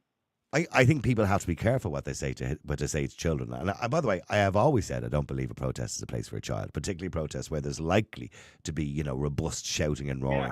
Yeah, I believe it's not a place for a child. But I've said that before, by the way. It was such a good day out yesterday. It was so much fun. We got our message across. Yeah, okay, well that's their choice if they want to bring their kids. I can't be a parent for all those people. But I have personally always said I don't believe that protests are a place for children. Listen, Peter, I have to wrap it up. Thank you very much indeed, and I appreciate your call, even though I might not agree with you. Jessica, thank you very much indeed. I know you're very frustrated. Now, what do we got to do? We got to take a quick break. That's what we got to do. Niall Boylan has been told to shut up from the time he was in school. And all through his life, they just keep telling him to shut up. But not anymore, because now he has his own live podcast, the Niall Boylan Podcast. All right, the government are in turmoil, as you well know, and I'm looking here. There's a story where the Fine Gael TD, senior Fine Gael TD, by the way, Michael Ring, has called the incoming party leader Simon Harris to abandon the government's hate speech legislation and ditch plans for the late night sale of alcohol. He said that their left-wing policies. Michael Ring, a former minister, said the Fine Gael have been too left for too long and warned the incoming party that they will pay a big price at the next election unless they return to the traditional values. In other words, become conservative again. He told RTE's This Week's programme that Mr Harris had a very difficult job ahead and should do what Enda Kenny did and travel around the country and talk to organisations at grassroots level. He said, we're not a left-wing party, we are a centre party, and Fine Gael has to move back to the centre again and move more to the right. Fine Gael said they don't agree with Mr. Michael Ring and will continue to focus on the proposed hate speech laws. But do we need hate speech laws? Let me know what you think. The number is 085 122 55. Do we need laws to protect minorities or characteristics or groups from being offended or upset? Because that's really what it is, isn't it? To stop them being feeling hurt. Do we need laws like that? Because who's going to interpret those laws? The problem is there is no interpretation or no definitive interpretation of the word hate. And the Minister for Justice has said she would leave that up to the courts to decide. But that's a problem, because then how do we decide, or how do we let a guard arrest somebody? So the guards have to arrest somebody under the hate speech laws, or they have to quote you the law and say, I'm arresting you under section whatever it is of the Hate Speech Act, and they will arrest you under those laws, because they will decide whether they're going to believe they're going to send it to the DPP. But how do they do that? We had a case in the United Kingdom, for example, where a young girl of 16 years of age who had said derogatory things about lesbians was arrested, pulled out of her home and arrested and charged under the Non-Fatal Offences Against a Person Act in the UK, which is a kind of similar thing. It turned out the arresting officer was a lesbian. So, in other words, the guards could use those laws based on their own, I suppose, ideologies, their own thoughts, their own views, their own opinions, whereas another guard might not think it's hate speech. So one person's hate speech is just another person's insult, isn't it? So let me know what you think. Do we need laws around speech? Should there be any laws at all, any censorship on speech? Now listen, I'm completely against all censorship on speech, but there is a caveat in there. You must be responsible for what you say. So in other words, if you say things that upset people, you must be willing to take the consequences of that. Now, I am going to go to Billy in a second, but I do want to go to Stephen first. Stephen has put in a petition to the Oireachtas, and he joins me. Stephen, hi, how are you? Good morning, Niall. Good morning, everyone. I didn't get a chance, Stephen, to read your full Substack that you put up, but it's very interesting and very well written, can I point out, by the way. And it's called, if people want to look it up, If the Dáil Falls, the bill falls with it. Senator Gerard P. Crogwell. The following is a petition by Stephen Delaney from Kilkenny. And if people want to read it, they can have a look at it there. But explain briefly what you said and what the Oireachtas discussed.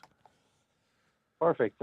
So essentially, this started a long while back, Niall. I'm not sure, do you remember, there was a build-up of anti-hate speech bill protest in the end of the summer of last year. Yeah.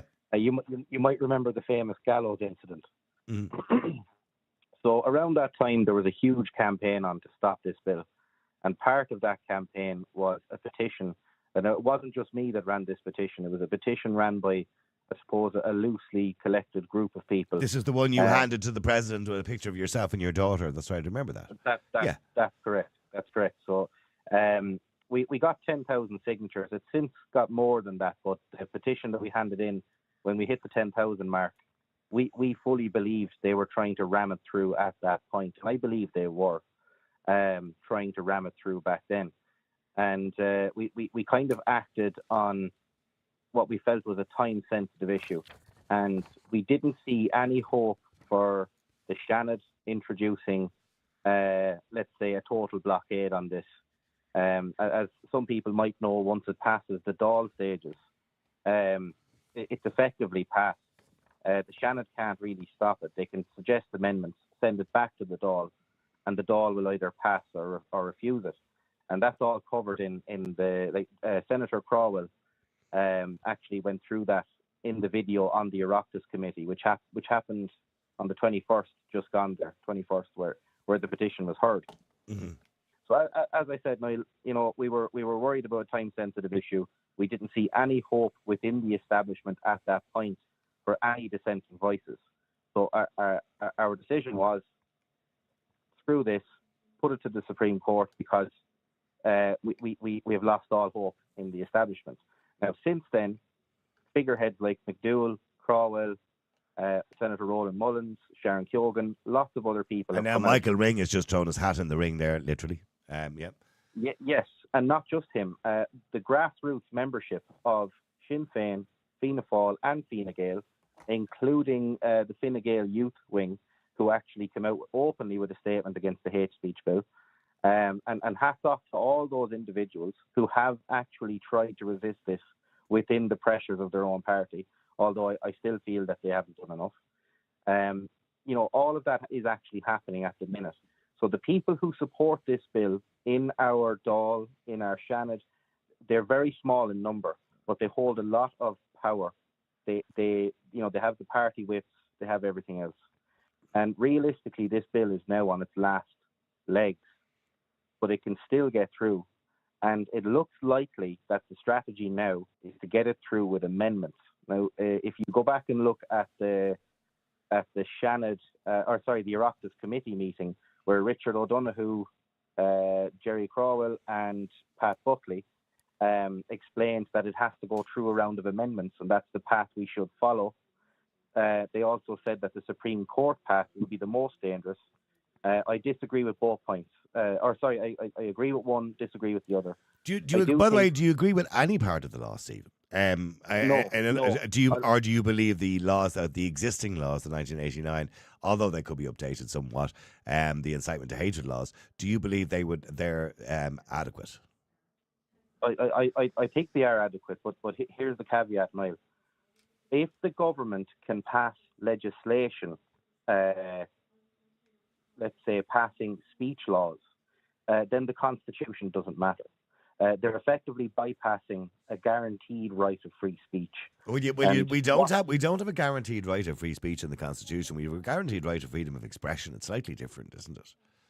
No, it isn't. So free speech is actually considered part of a wider branch of what is known as expression. Mm-hmm. Speech is a form of expression. I know. What I'm saying to you is, it's not like America, the First Amendment. It's not quite the same. There is no. America obviously have a guarantee of free speech, and they use it to the best of their ability. But in saying that, do you believe in any type of censorship whatsoever, Stephen, or do you think all censorship is off the table as far as you're concerned? Well, like where children are concerned, you absolutely have to have age-appropriate content. Yes. That's a form of censorship. Where someone, let's say, kicks your door in, points at you, and says they're going to kill you, that's a threat to murder. These things are already covered under the existing Incitement to Hatred Act. So it's not like people are out there being ridiculous about free speech. But just to come back to what you said about we don't have free speech, we do have free speech guaranteed, Niall. The European level, at the European level, freedom of expression is defined as including freedom of speech.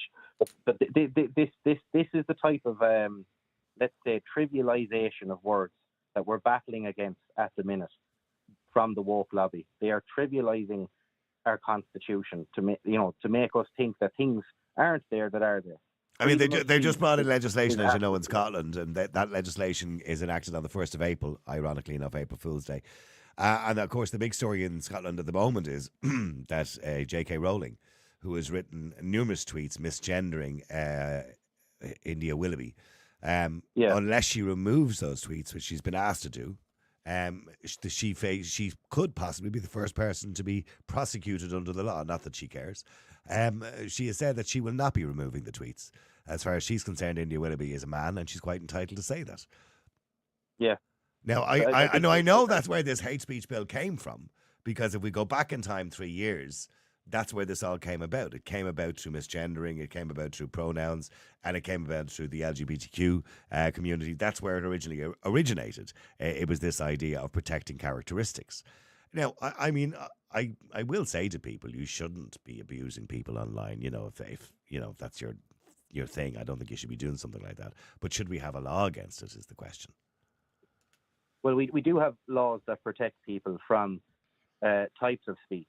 So, harassment laws already exist. Stalking, repeated harassment or targeting somebody. Targeting, repeated unwanted attention. So if somebody makes it clear that they want to disengage from you from communicating with you, then there are laws that are there to protect you. But these laws will guarantee that somebody can forcefully communicate with you and force you to communicate with them as they see fit, because they are part of protected classes of society. So this is absolutely, straight from George Orwell. It's straight from some of the most craziest ideas from what used to be known as science fiction or fictionary tales. Black Mirror type stuff. And these types of laws are now being rolled out across the world. And the incentives for rolling out these laws are, of course, positions in these institutions, such as the European Union, commissions even higher than that again.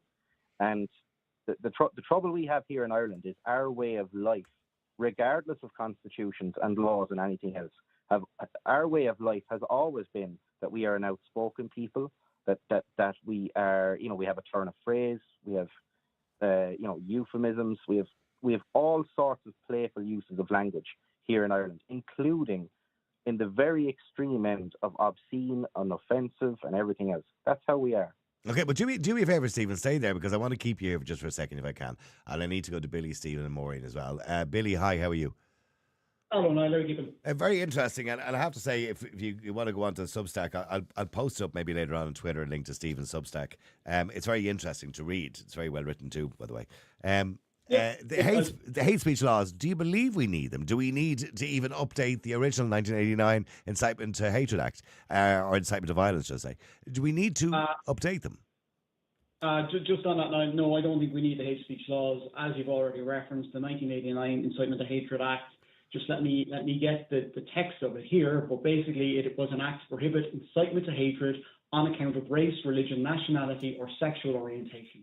So that was what that act was. Are you on a speakerphone there, Billy? If you could just pop us onto the phone, it'd be much better. Sorry. Give me a second. Okay. Apologies. It sounds a bit echoey. That's all. Okay. That any better? That's much better. Yeah. So the original Incitement to Hatred Act, obviously you read out the wording of it there, so it does protect people already. It protects across a broad spectrum. Now, does the Act need updating? It probably does, because in 1989 social media did not exist. So you probably need to update it for the modern world that we live in. But I think it does cover most of the requirements that will be brought in. When people say it needs updating, I when you read out what you just read there, it doesn't sound like it needs any updating. I think it doesn't matter whether you write it in a newspaper or write it in a piece of paper. It's irrelevant where you write it. That's the headline. Yeah. That's the headline of the Act, Niall. Yeah. But, there's terminology within the Act, if you go through it, regarding publishing of material, how it's written, and different types of media, and how the Act applies to different types of media. Yeah, electronic media. The only update I think it needs would be around the social media aspect, because social media did not exist at the time. If you think about that time, what is incitement to hatred, Billy? Sorry, just one second, just to finish. At the time when this Act was brought in, there was very few media sources coming in from outside the jurisdiction. Now you've got a case. Twitter's based in the US. TikTok, I know there's headquarters in Ireland, but it's a Chinese company. You have a lot of international companies that are producing or hosting media that's being shown in Ireland, and that's why the Act would probably need an update. I'm curious to what incitement to hatred is, because there does seem to be a fine line around defining something, and I'm going to use examples, so please don't think I mean any of these things, right? But let's say I went onto Twitter tomorrow and said, I hate gay people, and I think everyone else should hate them too. Right. I would be of the opinion that that's an opinion, Niall. That's your okay. So is that an opinion or is that hatred? It depends on the person's definition. But if you were to say, I would say incitement to hatred would be, I hate all gay people, and this is me speaking in not in reality. Obviously, but I hate all gay I use people. the example again. Yeah, I hate all gay people, so you should go out and beat them up. That is incitement to hatred or incitement to violence. Well, that's incitement. Well, no, that's incitement to violence. That's not incitement to hatred. That's incitement to violence, which is already illegal under the Act, by the way. Well, if you're publishing documentation that. But the reason I said that, by the way, and I don't personally, by the way, I don't hate gay people. My best friend's gay. Nor do I. All right. So, and I know that's a bit cliche, but he is gay. Can I put it? So, but the reason I said that to you is because the difference between the two things that we've just said is incitement to hatred and incitement to violence.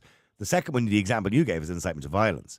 The first one is incitement to hatred, if you want to call it that, and could be defined by the law when the new laws come in, or if the new laws come in relation to that. And although I think it's a nasty, horrible thing to say, I hate all gay people and I think everybody else should hate them too. I think that's a nasty, horrible thing to say. I don't believe it should be legal.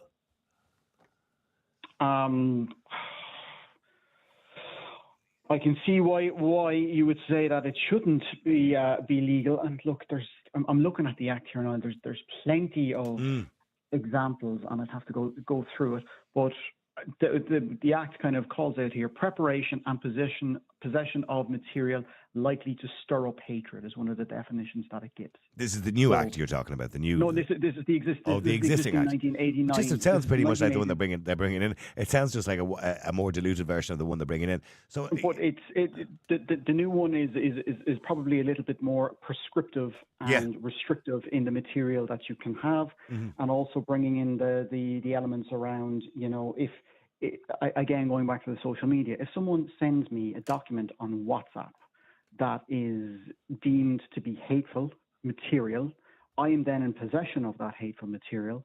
And and I haven't read the new Act in depth, but from the stuff that's going around about it, if the guards are able to search me and search my electronic devices, and that digital footprint remains, then I am in possession of this material because that's crazy, isn't it? Even if you never intended to send it to anybody, just because you're in possession of it, that's crazy. The minister gave an example of this. She gave a very good example, actually. She said, if you're on the way to a protest, let's say an immigrant protest, and in the boot of your car, you have a poster that says, all immigrants, I don't know, should die or something mental like that, right? Something that would be horrible, right? And you have that in the boot of your car. Now, they don't even know, the guards don't even know you're going to the protest. They don't know where you're going. But if they search your car and you have that, even though you may not have used it, now it is a horrible thing to have, but even though you may not have used it, under the Act, you're still likely to be prosecuted. Now, don't get me wrong, the person who does that is a horrible person, but I don't think that should be illegal. I think we have to draw the line somewhere on legality and what should and shouldn't be legal. I mean, the moment, by the way, you raise that, or the moment you go to a protest with that, I think certainly that should be confiscated from you. I would say if you've got one of those in the back of your car, fair enough. If you've got 100 or 200 of them, you're getting into an area there where you could be deemed to be preparing to incite hatred. Oh, well, stay there, Stephen and Billy. I just want to bring the other Stephen in here if I can, because we spoke to him last week and he wants to come back on and talk to us. We didn't get a chance. We meant to talk about hate speech last night, then we got sidetracked, unfortunately, with Leo's resignation. Stephen, hi, how are you? Grand, thank you. Stephen, okay, it looks like the proposed bill is probably going to go through, although Michael Ring TD has now said to Fine Gael you should drop this and go back to being centrist party, not a lefty party. It's not leftist to be against hate speech and incitement of violence. It's, I think, a fairly centre progressive thing that anybody could see as a good idea. The examples that you're giving, by the way, they're extreme. Yes, but here's the thing. If you're going with a placard in the back of your car or whatever it is, or rolled up in a bag or whatever it is, if the guard sees it, they're entitled to ask you what you want to do with it. And if they decide to caution you for it, great. If they decide to arrest you for it, that's their choice as well. If they send something to the DPP and the DPP decides to take it to court, then you're going to court. If it doesn't get that far, then it doesn't get that far, and you just get off with the caution. It's the same as carrying a knife, to be fair. It's the same judgment that would have to be made. You'd have to explain why you have that. And now, obviously, the levels of risk from carrying a placard and carrying a knife are much more. Okay, let's say I had an offensive poster hanging on my bedroom wall. An offensive about, I don't know, about trans people, gay people, black people, whatever. Okay, and I had an offensive poster hanging on the bedroom of my wall. Should I? And somebody's seen it one day. They were in my bedroom for whatever reason, or in my house one day and seen it, and they went off to the guards and said, "You're not going to believe what he has on the wall of his house." Do you believe I should be arrested for that? I think if the person reporting it explains it to the guard in a way that it convinces the guard enough to go and get a search warrant from a judge, and then come and question you about it, look at said poster, then that's the normal course of duty at the end of the day. Whether the guard does anything about it. No, but I'm asking you, do you believe... forget about the guard for the moment, but do you believe that I should be prosecuted for having a poster in my house? You're jumping a couple of steps. Okay, no, if I saw a Nazi flag on your wall, and I thought, God, that makes me feel a little uncomfortable. I might go and say something about that. Then that's me doing what I feel like I need to do. Whether the guard decides to do anything about it after that is up to the guard. And if the guard decides to go and get a search warrant from a judge and can convince the judge to grant the search warrant so that the guard can go and look at the poster and go, why do you have that? What do you think about that? Why, is it just ornamental, or is this, like the Nazi room in Father Ted, and it's a little bit more than that, And okay, well, hang on. Let me get back to hate speech if I can. You've been listening to Billy there, and he said the current laws are fine as they are, as far as he's concerned. The current laws have covered everything. We've had 50 people arrested in the last 20, 30 years. And by the way, in relation to the riots back in November, we've only had 5 successful prosecutions, by the way, out of 50 arrests. Okay, well, maybe that's a sign that society gets on with each other. Okay, anyway, but we've had. Well, I wouldn't think so, not at the moment. Anyway, we had the riots back in November. The Garda Síochána used the existing law to arrest people already in relation to those riots who had put stuff up on social media. So if the Garda Síochána used the existing law to arrest people who put stuff up on social media, like everybody go into town and burn the gaff down, well then surely that means that the existing law is adequate to deal with those situations. Yeah, but you telling somebody to go in and loot arnotts or whatever it is, or set fire to a Garda car, is not incitement to hatred. It's incitement to violence. Yes. But why are we making hate? Hate is an emotion, Stephen. I could turn around and say I hate you. You know what I mean? Hate is not defined in the 1989 Act. But there should not be no law against hating things. In the Act. Yeah, but there should be no law. If I want to hate you, I don't hate you, by the way, Stephen. I actually like you a lot. But if I want to hate you, I can hate you. There's no laws. Just like I can like you. You know what I mean? It's just an emotion. But the difference is that. Hang on a second. I just have one point to make on it, because it is important. Yeah. Maybe there shouldn't be a law against hating somebody. We should all go around hand in hand skipping, and things like that. And but here's the thing: the hate. It's not so much the hate that you have; it is what the hate that you have causes you to do and say. That is why we have the 89 Act, and that is why we're updating the 89 Act with this Act. Okay, but before I let Billy respond to that, just quickly, Stephen, before I let Billy respond to that, under the legislation similar, which is coming in Scotland, it's very much the same, although there are parts of it that are slightly different. And the legislation in Scotland on April the 1st, there's a possibility that J.K. Rowling could be the first people charged with incitement to hatred because of India Willoughby, because constantly just keeps calling him a man all the time, and misgendering. Do you believe misgendering somebody in that fashion, in that tone, not by mistake, but intentionally, do you believe that should be a prosecutable offence? Yeah, why not? Okay, Billy, go ahead. It should. No. You said that's fine. That's fine. You said yeah. Go ahead, Billy. So Niall, I was going to say to Stephen, like, what's his definition of hatred? But I'm just after looking one up here. So hatred is very simply defined as an intense dislike or hate. But how can you judge if someone has an intense dislike or hate for someone? What's your burden of proof there? It's something that someone feels. It's their speech and their action, and the result of the speech and action towards you. You said it yourself. This is judged by the person on the receiving end of it, and or the arms of the state and the law that have to judge whether or not it is born out of hate.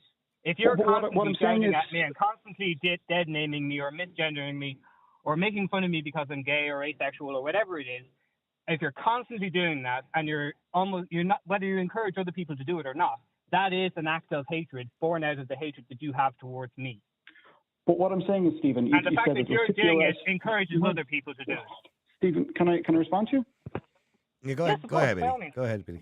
Okay, so I was just saying, Stephen, that you said that there's been 50 arrests since 1989, 5 successful prosecutions. Is it a case that there's been only 5? That there's only been 5 successful prosecutions because the burden of proof required to show that someone has a hate for someone else is too high because the definition of hatred is so loose? You just said it's an intense feeling of yes, but how do you prove beyond a reasonable doubt that someone feels a certain way?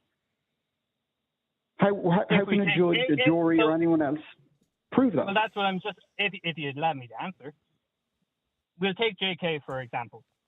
Much as I love talking about her in inverted commas, she has a visible tracking of history throughout her Twitter feed, articles, news interviews, etc., of her dislike of trans people, her intense dislike of trans people, consistent, deliberate dead naming and misgendering, encouraging of threats and violence towards trans people. I don't know if she's encouraged threats or violence. I don't think she's encouraged violence. That's wrong, Stephen. Hang on.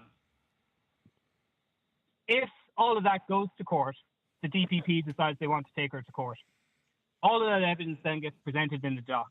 It's up to you, me, and everybody else in the jury to decide whether, she hates trans people and should serve some kind of a punishment for it because of her actions and the actions inspired by her content. That's just how the legal system works. I can't believe that we're so hung up and confused about how this is actually going to work when it works the exact same as every other piece of legislation in this country. But the problem with it is, and I mentioned at the start of the show there that there was a case in England where a 16-year-old girl was dragged out of her house because she had put online something about lesbians. And the arresting officer arrested her. She was brought in the United Kingdom. In England, you would be charged with the non-offences, or the non-fatal offences against a person act, or whatever it is, which is the same thing. And she was charged, and she got a caution in the end. But it then turned out that the arresting officer was a lesbian. Do you understand the point? So you I'm trying think to make? there's a conflict of interest there? Of course, because one guard. So if we're not, no, the point I'm making is, if we're not defining it, if something is not defined, and we're leaving it open to a guard to make a decision as to whether somebody should be charged or not charged, well then we're in a situation where people can use their own bias. Another guard wouldn't give a shite. Do you know what I mean? Sorry, Stephen. Sorry, Stephen. Can I stop for a second? Can I just? I'm actually on your side on this one. Believe it or not, Stephen. By all means. What I was going to say is now, before this charge makes it to a judge, it goes through the equivalent of a director of public prosecution. It goes through various different levels of prosecution. So it's not the guard that recommends the charge. No. I did give you the end result was she got a caution, so that means it didn't have to go to the CPP, right? But she did get a caution, and that does go down in your record. So it's the same in Ireland, by the way. If you don't want to go to the Director of Public Prosecution, the sergeant in the Garda station can give you a caution. All right? But that's still on your record. But if she has a problem with the guard being a lesbian that arrested her, she should take the guard through the ombudsman or the courts or whatever way their system works. If she feels so. No. I don't care about the case. The only reason I mentioned it was that we're leaving when we don't define something, we leave it open to interpretation. Like if I put something up on Twitter that you took offence to and you felt it was hatred, I could be charged. I might never be found guilty, by the way, but I'll spend a year of my life wondering, am I going through the courts? Do you know what I mean? And that's dangerous. But this is By the way, I don't believe misgendering should be illegal. By the way, can I point out? This is the responsibility you invite upon yourself by using the words that you use. The same way as I invite responsibility for the words that I use. Just going back to your example, to give you an example of Gardaí interpreting the law. Your man walking up and down Grafton Street with his placard. Or, more recently, that happened to my dad. Dad ran a red light. Knew that he ran a red light. There was a guard behind him. Guard pulled him over. Said, "You know what you did?" "Yes, guard." "Why did you do this?" "Because it wasn't safe for me to stop." The guard couldn't really answer him or disagree with him or whatever way it was. So the guard let him off. He interpreted the law and decided that that it was more hassle to try and I get you. Cite my dad for the law. He could easily have turned around and thrown the book at him and arrested him and left us at the side of the road. You could do that. But then what we're saying, but then what you're kind of saying to me in other ways in relation to this particular law, it could also be used as a weapon. And the problem is many, great speakers around the world have referred to this legislation as Orwellian, right? And they've said the problem with the legislation is it creates a chilling effect on conversation and debate. Now, I personally disagree with you, Stephen, by the way. If I want to misgender somebody, I believe I should be allowed to. And I don't accept, look, if somebody wants to believe they're a woman, that's fine. That's their business. But I don't believe it. And I'm fine. I'm okay with that. And we should all respect each other, by the way. And I respect that they believe they're a woman. That's fine. Yeah. But I shouldn't be forced by any law. You have a moral duty to respect them. But yeah, a moral duty. No. Hang on, but I don't believe I should be compelled by the law to refer to them as a woman because I don't believe they're a woman. The hate speech, the current hate speech law and the new hate speech law don't compel you to say or do anything. That's what the Minister of Justice says. I don't believe her. Okay, stay there for a second, if you can, Stephen. Let me just go to Maureen. Maureen, hi, how are you? Hi, Niall. How are you? Good, Maureen. Do you agree with the new hate speech law? Well, when I say do you agree with the new hate, of course you don't, Maureen. But do you believe there should be any laws around speech whatsoever? No, I don't, Niall. And I'll begin with a very good quote from Benjamin Franklin. And this quote is, "Whoever would overthrow the liberty of a nation must begin by subduing freedom of speech." He sums it up perfectly well. All this came about, as we know. This hasn't come from governments as such. They couldn't give a rat's ass what we say to each other, online or outside, in speech. This came from a political movement, a political agenda, by a minority who now demand that the rest of us bow down to them by insisting we call them. Say, for example, I'm in a toilet and this is what will happen. A man walks in. I know this is a man in a dress and a wig and makeup and all the rest of it. And I say to him, you have no business in here. This is a ladies' toilet. Oh, but I'm a woman. I turn around and say, no, you're not. You're a man. Who's going to be at fault? It's going to be me. I'm at fault, not him. This is where all this is going. How can you have a bill or a law when you cannot define what the law is? Freedom of speech is opinion. Freedom of speech is actually the foundation of any democracy. But as I have seen, and a lot of people have seen for quite a number of years, democracy packed its bags a long time ago. As far as I can see, we don't even live in a republic anymore. But wait, hold on. But it's fair. Hypocrisy. Okay. But hang on, Maureen, for a second. When it comes to freedom of speech, I completely agree. I think it should be absolute. And that's where I would disagree with Stephen. But there's a caveat in there. You must have responsibility for what you say. You're free to say it, but there must be a level of responsibility. Firstly, we have the Defamation Act. That's right. Yeah, so if you defame somebody, obviously you can be in trouble civilly. You can, of course, yeah, but that's different. You see, defamation then you have is harassment. Different. Then you have harassment, which is targeted harassment on an individual. You know, there's laws already against that. You know what I mean? Then you have incitement to hate, incitement to violence. You have incitement to violence. If you incite violence, be it online or anywhere else, there's also laws against that, existing laws against that as well. So there are restrictions to your speech already. When I say restrictions, common sense restrictions to your speech that you must be responsible for what you say. Nobody's stopping you from saying it, but you have to be responsible. Yes, but in what way must you be responsible? As you gave some good examples yourself. You should be quite at liberty to say, I hate this one, or I hate that, or I hate what they stand for. That's an opinion. All is an opinion. If you turn around and someone says to me, I'm going to murder you, I'm going to blow up your house, I don't know if they mean it or not, do I? And then as far as harassment is concerned, there's been umpteen cases. Well, it is illegal already, by the way. Second, Niall. If somebody says I'm going to blow up your house, it's already illegal. No, but hang on a minute. There's been umpteen cases, and we've seen it, of harassment, and where people are being harassed. And if you go to the guards, the very thing they'll say to you is, well, we can't do anything unless they do anything. That happens, and it has happened. It's a load of nonsense. It's a political agenda that a certain group of people want to implement to shut the rest of us up. Its governments want to shut us up so we can say nothing about them, and they can run willy-nilly and destroy the country further while they're at it. I mean, just on that note, Maureen makes a really good point, Stephen. A little while ago, I went to the Garda Síochána, going back a couple of years ago, and only again there recently I had another threat from an individual in radio. A guy, had sent in texts to the radio station saying he wanted to put a gun to the back of my head and blow my brains out. And he wanted to rape the producer.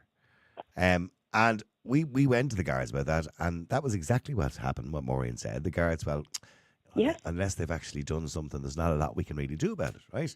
Yes, and they do to this day. Now, here's the thing. Now, I'm not a protected characteristic. I don't think a radio presenter is a protected characteristic. But if these hate speech laws comes in, I don't think that's going to leave me any better off in that situation. But yet, it leaves you better off, Stephen, as a gay man, that if somebody said something about you, for example, that isn't even that violent, that happened to me, you get better protection than I do. There's a bit of discrimination in that, isn't there, really? It doesn't make you any worse either. It also doesn't stop you having conversations like this. The current law and the new law don't stop any kind of conversations around these kinds of things. So we can all have those kinds of conversations.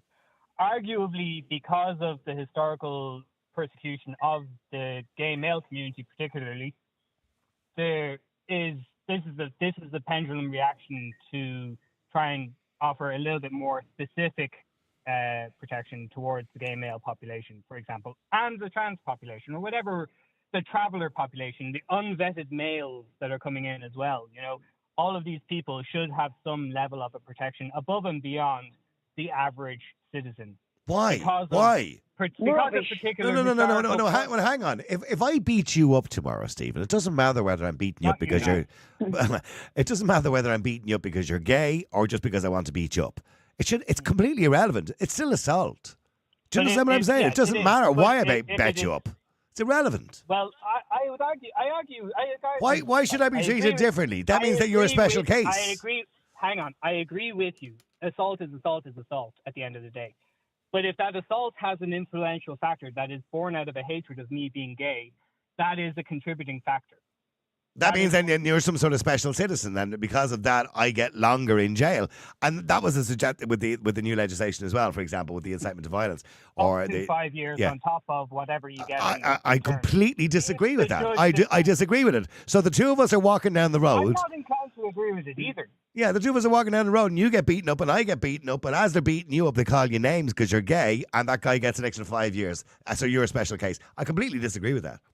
The assault, the people who get done for assault should go to jail for 10 years in the first place. Anyway, they should all go to jail for a decent amount of time. But you logging that threat of assault is you creating a file with the Gardaí. The Gardaí can then refer back to it. If it's the same person on a continuous basis, that amounts to harassment. So the case gets better and better. But do you not think it should be illegal in the first place to text somebody and say, I'm going to blow your brains out and rape your producer? You just said that everyone has a right to say whatever they want to say. They are no, hold on. If I send you a personal text, Stephen, and say I'm going to kill you, that's a direct threat. Yeah. I should go to jail for that. Carry it out or not. Whether you mean to carry it out or not.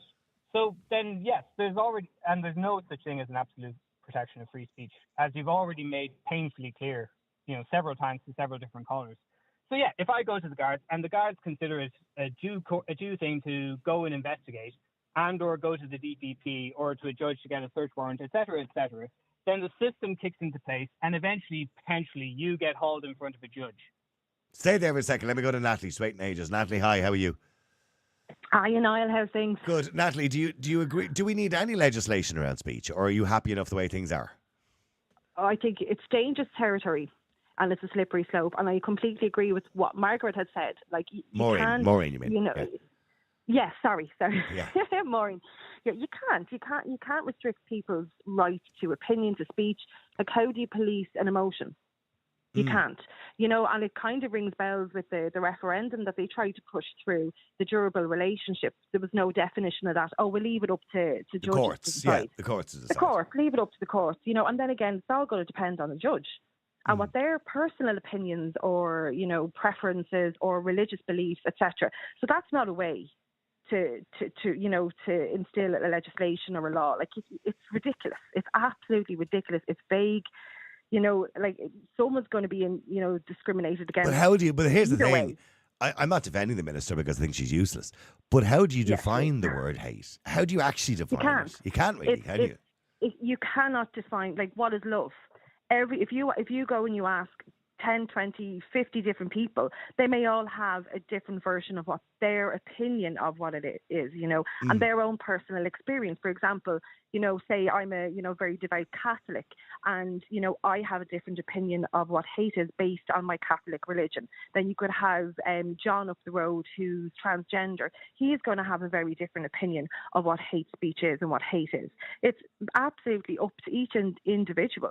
I think the main thing is just people shouldn't be arseholes to each other, Yeah. But I think what's happened is this wokeism has been shoved down people's throats, that it has actually caused huge extremes of responses and emotions amongst people. So it does come across like frustration and hatred because the government are refusing to listen to the public, and they're going off with their own woke agenda, which doesn't align with the majority of the public. They're not being listened to. So you have, branches of groups of people going off doing extreme things like burning buildings down, which I don't think anyone would agree with. But then you've got others that are, doing rallies and whatever it is, putting out posters and setting up Facebook groups and whatever it is to try and, I suppose, rally the troops, to put it in another way, but the government still will not listen. And we saw the results of the Red Sea poll again, okay. We'll ignore that. So what do people do then? And then that could be interpreted as hate. Yeah, I mean, this is the point I'm trying to make to Stephen, that everything can be really interpreted as hate. It depends on who's interpreting it. And the problem is, I don't want to see anybody being prosecuted. And okay, the judge might decide in a year's time, or a jury, it wouldn't be a jury, I imagine it would be just a judge. The judge would decide, in a year's time when you eventually get into court, it could take 2 years to get into court in this country for a prosecution, that you're not actually guilty of anything. But that 2 years of your life, you've had this sitting over your head. Exactly, and it's a waste of resources. It's we don't have enough police as it is. We the amount of resources that are going to get to deal with something like this, all because someone is butthurt over being mispronounced, whatever it is. You know what I mean? So then where do you draw the line there as well? Like, so if you're a Catholic. Well, what Stephen has said, and he quoted the minister, because the minister turned around and she was asked, would J.K. Rowling come under the legislation? And she said no. But in the same breath, the minister's saying she can't define it and it'd be up to a judge. So I don't believe the minister can say no, because, and Stephen, this is the point. The minister says misgendering, for example, will not be prosecutable under the law. How does she know that? Because she's just told us that she hasn't defined the law and it's up to a judge. So she doesn't know that. She can't give that guarantee. Mm-hmm. No, and maybe if somebody was deliberately misgendering me consistently in public spaces, I'd take it under harassment law instead of hate speech law. And it's because it's been raised several times, and I want to kind of just, because I'm going to have to go off in about 5 minutes, I have to get back to work. Can anyone define woke for me? Because it's a nice little buzzword for you, but it means fuck all. So does far right extremist, all of this kind of nonsense that's thrown. Do you know what I mean? It's far left, far right. I agree with We're you. all getting labelled. I'm not going to make. I'm not going to. But I'm not going to make fun of you for being Catholic. I'm not going to, espouse anti-Catholic hate against you, and I'm not going to encourage people to take up. Nobody's making fun of you for being gay, or no one's making fun of anyone for being trans. Hang on a second. There are plenty of people making fun of me being gay. I have plenty of examples of it on my Twitter feed. Okay, I was deliberately doxxed because of it. So there are plenty of people making fun of me. And by the way, can I just say, Stephen, I did actually see that. And I have to say, I thought what people were saying at that particular time, I don't want to go into it, was really unfair and wrong. Yeah, but do you know what? I think this is worsened everything, though. Like, there's always been those kind of undercurrents in society, but I think it's been brought to the extremes of such now, because of all, like, it's in our faces 24/7. This kind of, I'm going to say it again, wokeism. This kind of, define it for me, if you possibly can. It's this kind of absolute kind of, you must bow down to everyone's kind of what they believe is I'm their not demanding anyone bow down to me. No, I'm. Okay, according to the dictionary, by the way, the definition of woke is aware of and actively attentive to important societal facts and issues, especially issues of racial and social justice. Yeah. Yeah. So it's saying now, Stephen, we all know. Coming to this country seeking asylum should be housed and looked after. That homeless Irish people should be housed and looked after. Women on social welfare should have better money so that they can live a better life. That every child deserves a hot meal and free education. That anybody who is a member of the travelling community should not face unfair stigma when they want to go to an event or a venue or something like that. And by the way, I agree with nearly all of what you're saying, right? But the point is, you know as well as I do what wokeism is. Wokeism is that to the extreme. It's people who agree with stuff just for the sake of agreeing with it, and it's social justice to the extreme. That's It generally is. It's like whatever's in popular culture, whatever the mainstream media are peddling. Oh, I'm on a board for that, and to the extreme of not even questioning it. You know what I mean? Like, you know. I just find people who are woke just don't critically think. Yeah. Yeah, that's exactly it. They're just the incapability of critically thinking through something and just, this is my opinion because RTE News tells me this is what I should think about immigration. And, you know, like my friend was out protesting in town for this new referendum. She was protesting and pushing the no vote. And women were going by going, oh, that's hate speech. It's like, it's not. But again, people are just rabbiting this kind of, oh, you're right People are wing or you're entitled to far their right. opinion. Oh, they are. Am I woke? Again, am I woke? they are. Given all of the things that I've been saying, am I woke? I wouldn't believe that you're woke. No. Stop out that. By what you're saying. Sorry, I Stephen. think by everything that I've said, I am woke. In inverted commas. Stephen, But by all Stephen, you are the definition of woke. Conversation with You are the definition of woke. Can I get my picture in the Merriam-Webster next to it? Like, definition of woke. Picture of Stephen. Yeah. Stephen, I know you have to go. Listen, thanks very much for joining us. I appreciate it. With me about it. Okay. Thanks, Niall. I'll All right, see you see you, Stephen. Bye-bye. He is the definition of woke. Let me go to Sean. Sean, hi, how are you? I have three very quick points, I suppose. The first one is this law. I hear you talking about the DPP and Garda Síochána taking it to court and proving it. The burden of proof is reversed. It's one of three areas in law in Ireland that will have the burden of proof on the opposite side. You'll have to prove that you didn't intend on disseminating the information. I think it's an important correction people aren't aware about. Second one, Jonathan Willoughby is a man. He does not hold a gender recognition cert, so by calling him a man, you are not misgendering him. He doesn't have a gender recognition cert. There's no reason for me to call him a woman. They're just two brief points, but my big issue with this is the democratic deficit. We have a whip system in this government, which means our politicians in Dáil Éireann are not representing the will and the view of the people that they know to exist in the electorate. We know this legislation is wildly unpopular. We have people like Minister Ring coming out or TD Ring coming out in the last couple of days saying we need to bin this bill. That's because he wants to get votes in the election. That's the only reason he's saying that now. Yeah. Why didn't he say that months ago? He's not going into Dáil and voting that way because whatever the three stooges at the top decide is happening in this country, it gets fed down into the government parties. They get told how to vote on every topic, not just hate. Yeah, no, I know. The board. Yeah. The whip system's engaged, and laws like this are going through against the will of the vast majority of the people.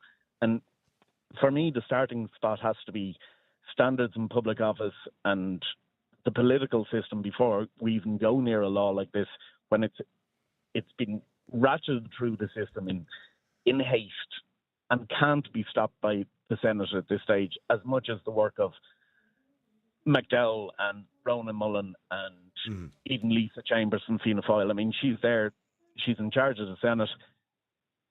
She's voting for it because the Fianna Fáil whip will make her. If she doesn't, she's out of a job. That's the starting point on all this. And unless we get the politics right, it'll be this law, it'll be the next law, it'll be the WHO treaty, which there should be a referendum on, and it'll just cascade on and on and on until we make the change. Okay, so you're saying no to the bill. All right, listen, thanks for that, Sean. I'm sorry I'm a little bit pushed for time today.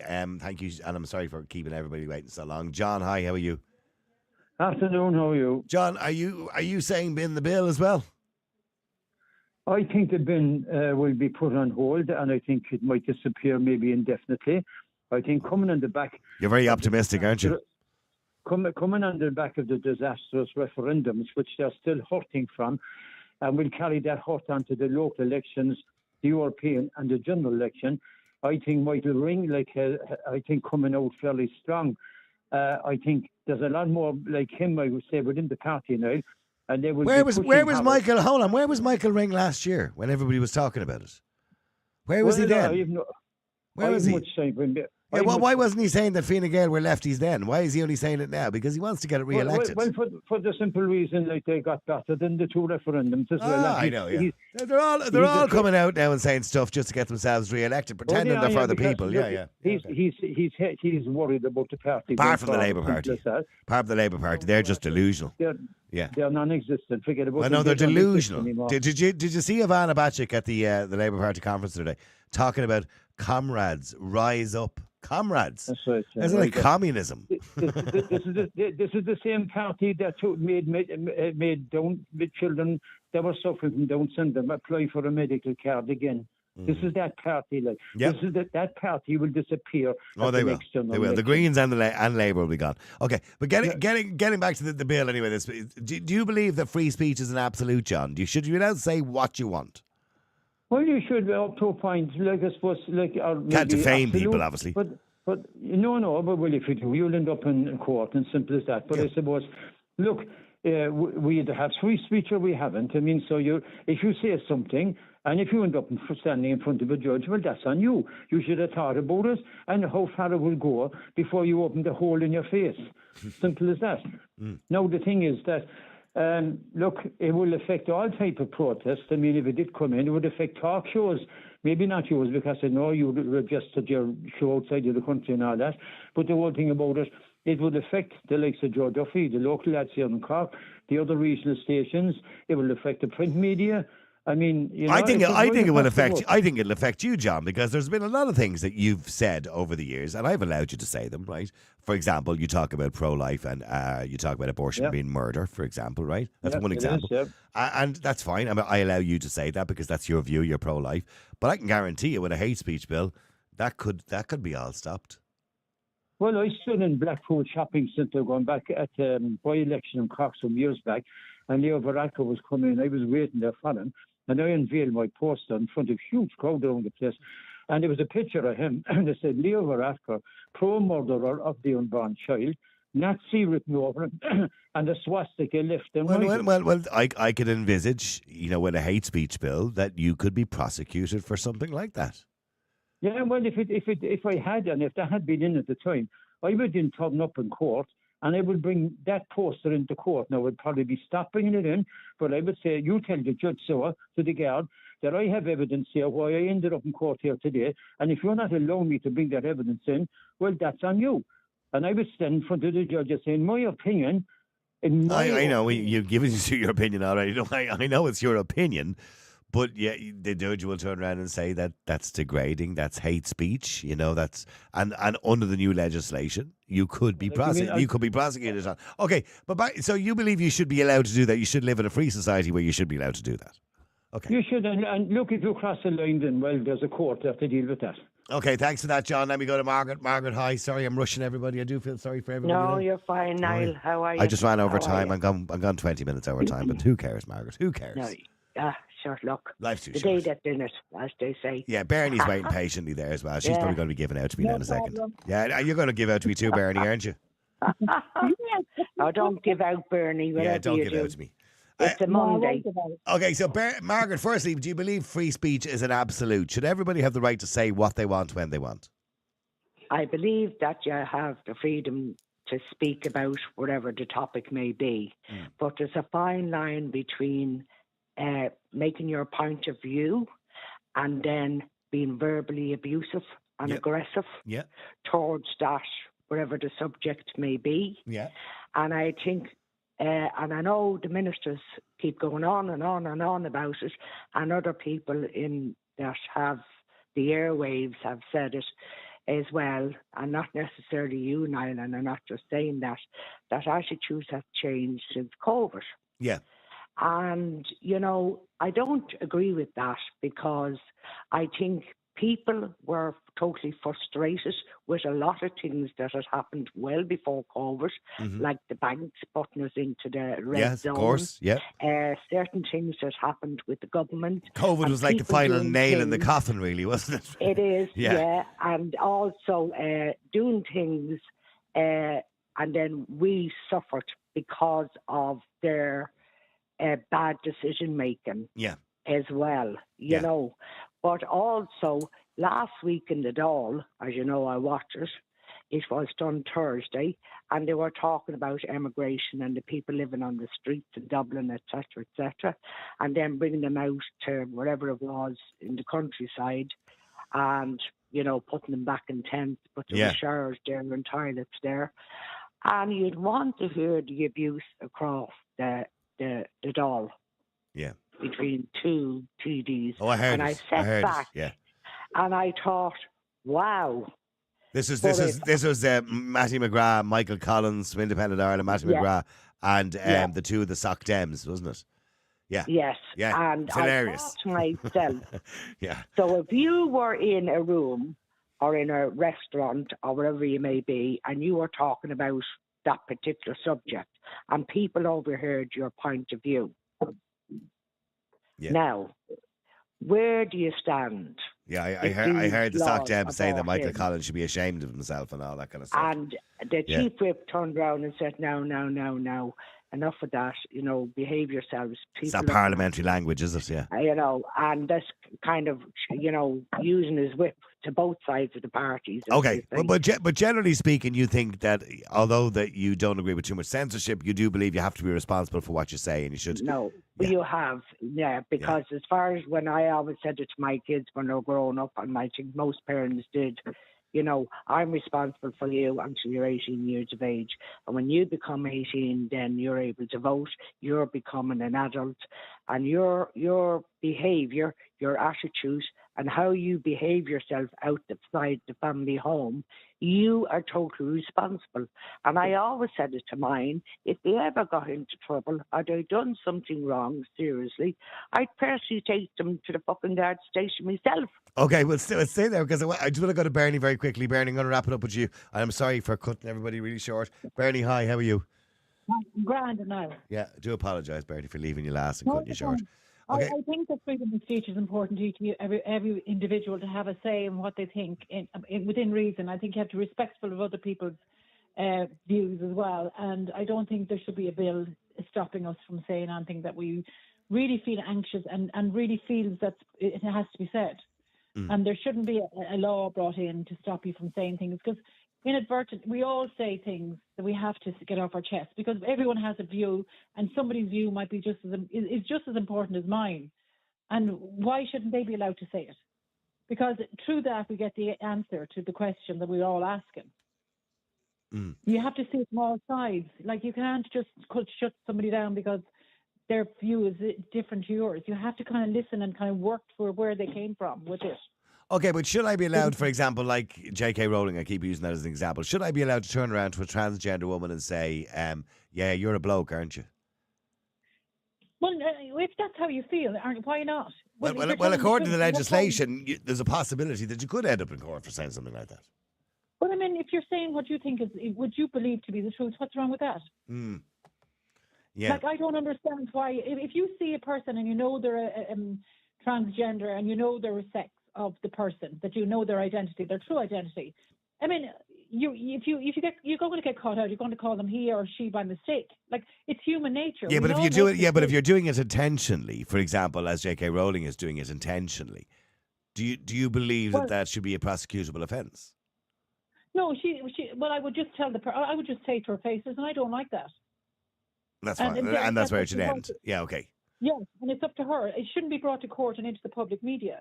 That should be, well, I don't like what you're calling me. And, and she'll say, well, I have this reason because I don't believe. And that's fine. She's entitled to her opinion. Okay. I agree. I believe she is entitled. Well, I don't think it's an opinion, by the way. If somebody's a man, they're a man. If somebody's a woman, it's biological fact, by the way. I'm really interested to see what's going to happen on the 1st of April when they bring in this legislation in Scotland. And if J.K. Rowling is the first one to be charged with it, it'll be really interesting to see a person in court for calling a man a man. But I mean, as I said to you many times, Niall, if you have a person in front of you who's dressed like a woman but is actually a man, and you have to treat that person, I treat them, of course I'm going to call them Mary or Catherine, but if they have something wrong with their undercarriage and it's male orientated, I'm going to have to say, really sorry, but your dick needs this cream. You know, is that hate speech, like? That's the best way I've heard it put all day. Thank you, Bernie. Thank you, Margaret. Thank you, everybody. Some of the comments, by the way, coming in. Aaron says, as Jordan Peterson says, the hate speech laws are compelled speech laws. You will be compelled to call someone by their preferred pronouns, gender, and if you refuse, you'll be prosecuted for hate speech. Just look at Canada. Antonio says, he suddenly found his voice after a decade of silence. If he wanted this, why didn't he resign from Fine Gael and become an independent and campaign for it? Linda says, this is talking about Michael Ring. Linda says, he's only saying that now, too little too late. Cormac says it's more like he agrees with us, to be honest. Does it change anything? No. Shane says he voted for hate speech legislation. Bit late now, having buyer's remorse. He did, actually, yeah, because all of Fine Gael did. I've got some of your voice notes here. Just let me play one or two of these just before we finish up as well. Loads them. Oh, for some reason now it's not playing for me. There you go. That's always the way things go, isn't it? Things just don't work according to plan. Sorry about that. I do apologise. There's why it's not working. Hang on. As to the hate speech, right? I wonder if there's anything going to be in it about sign language. Because isn't that part of communication as well? People that can't speak. So, that's another aspect of this speech, hate speech policy. Is that going to come into effect? Because, that'd be actually part of behaviour, wouldn't it, as well? Picture having an argument, right? Oh, we have had one already. Go ahead. No, let's hope these laws don't go through, because these laws are going to make people more frustrated. They're going to make people more frustrated, and Eamon Ryan's frustration knowing that the electric shite is not going to work, and he knows that. But people are going to get more angry, more frustrated, and stuff is going to happen. It's a disgusting law. It's a nil hate speech law where you just can't say nothing. You can't talk to no one. You can't do this. You can't say that. You could be in trouble. Other podcasts could be in trouble. It's an absolutely disgusting law, and I just hope it doesn't get passed, because if it gets passed, unfortunately, stuff will happen. Cheers, pal. All right, listen, unfortunately, that's all we've got time for. We have to wrap it up. We've gone way over time. Listen, thank you to everybody who got involved in the show today, in both shows today. We thank you. And please do support the show, by the way. Go to niallboylan.com. You can either donate there or subscribe. Remember, we rely on those subscriptions. It's coming towards the end of the month. The bills have to be paid. We don't make enough money at the moment to pay the bills, but we do appreciate all the subscriptions that we do get. If we could get a bit more, it would pay the bills. If we could get a bit more, we might actually get paid at some point. But in the meantime, we're just happy to pay the bills. And listen, thank you to all those who subscribe and donate. Please go to the website and help us out to pay those bills. We really appreciate it. We shall talk to you again tomorrow at 12. Until then, have a great day. The multi-award-winning Niall Boylan Podcast. Listen live on Facebook, YouTube, and all the usual live stream services. To get in touch, just WhatsApp or text 085 100 2255. The Niall Boylan Podcast. They told me to shut up. Available for download from all your usual platforms.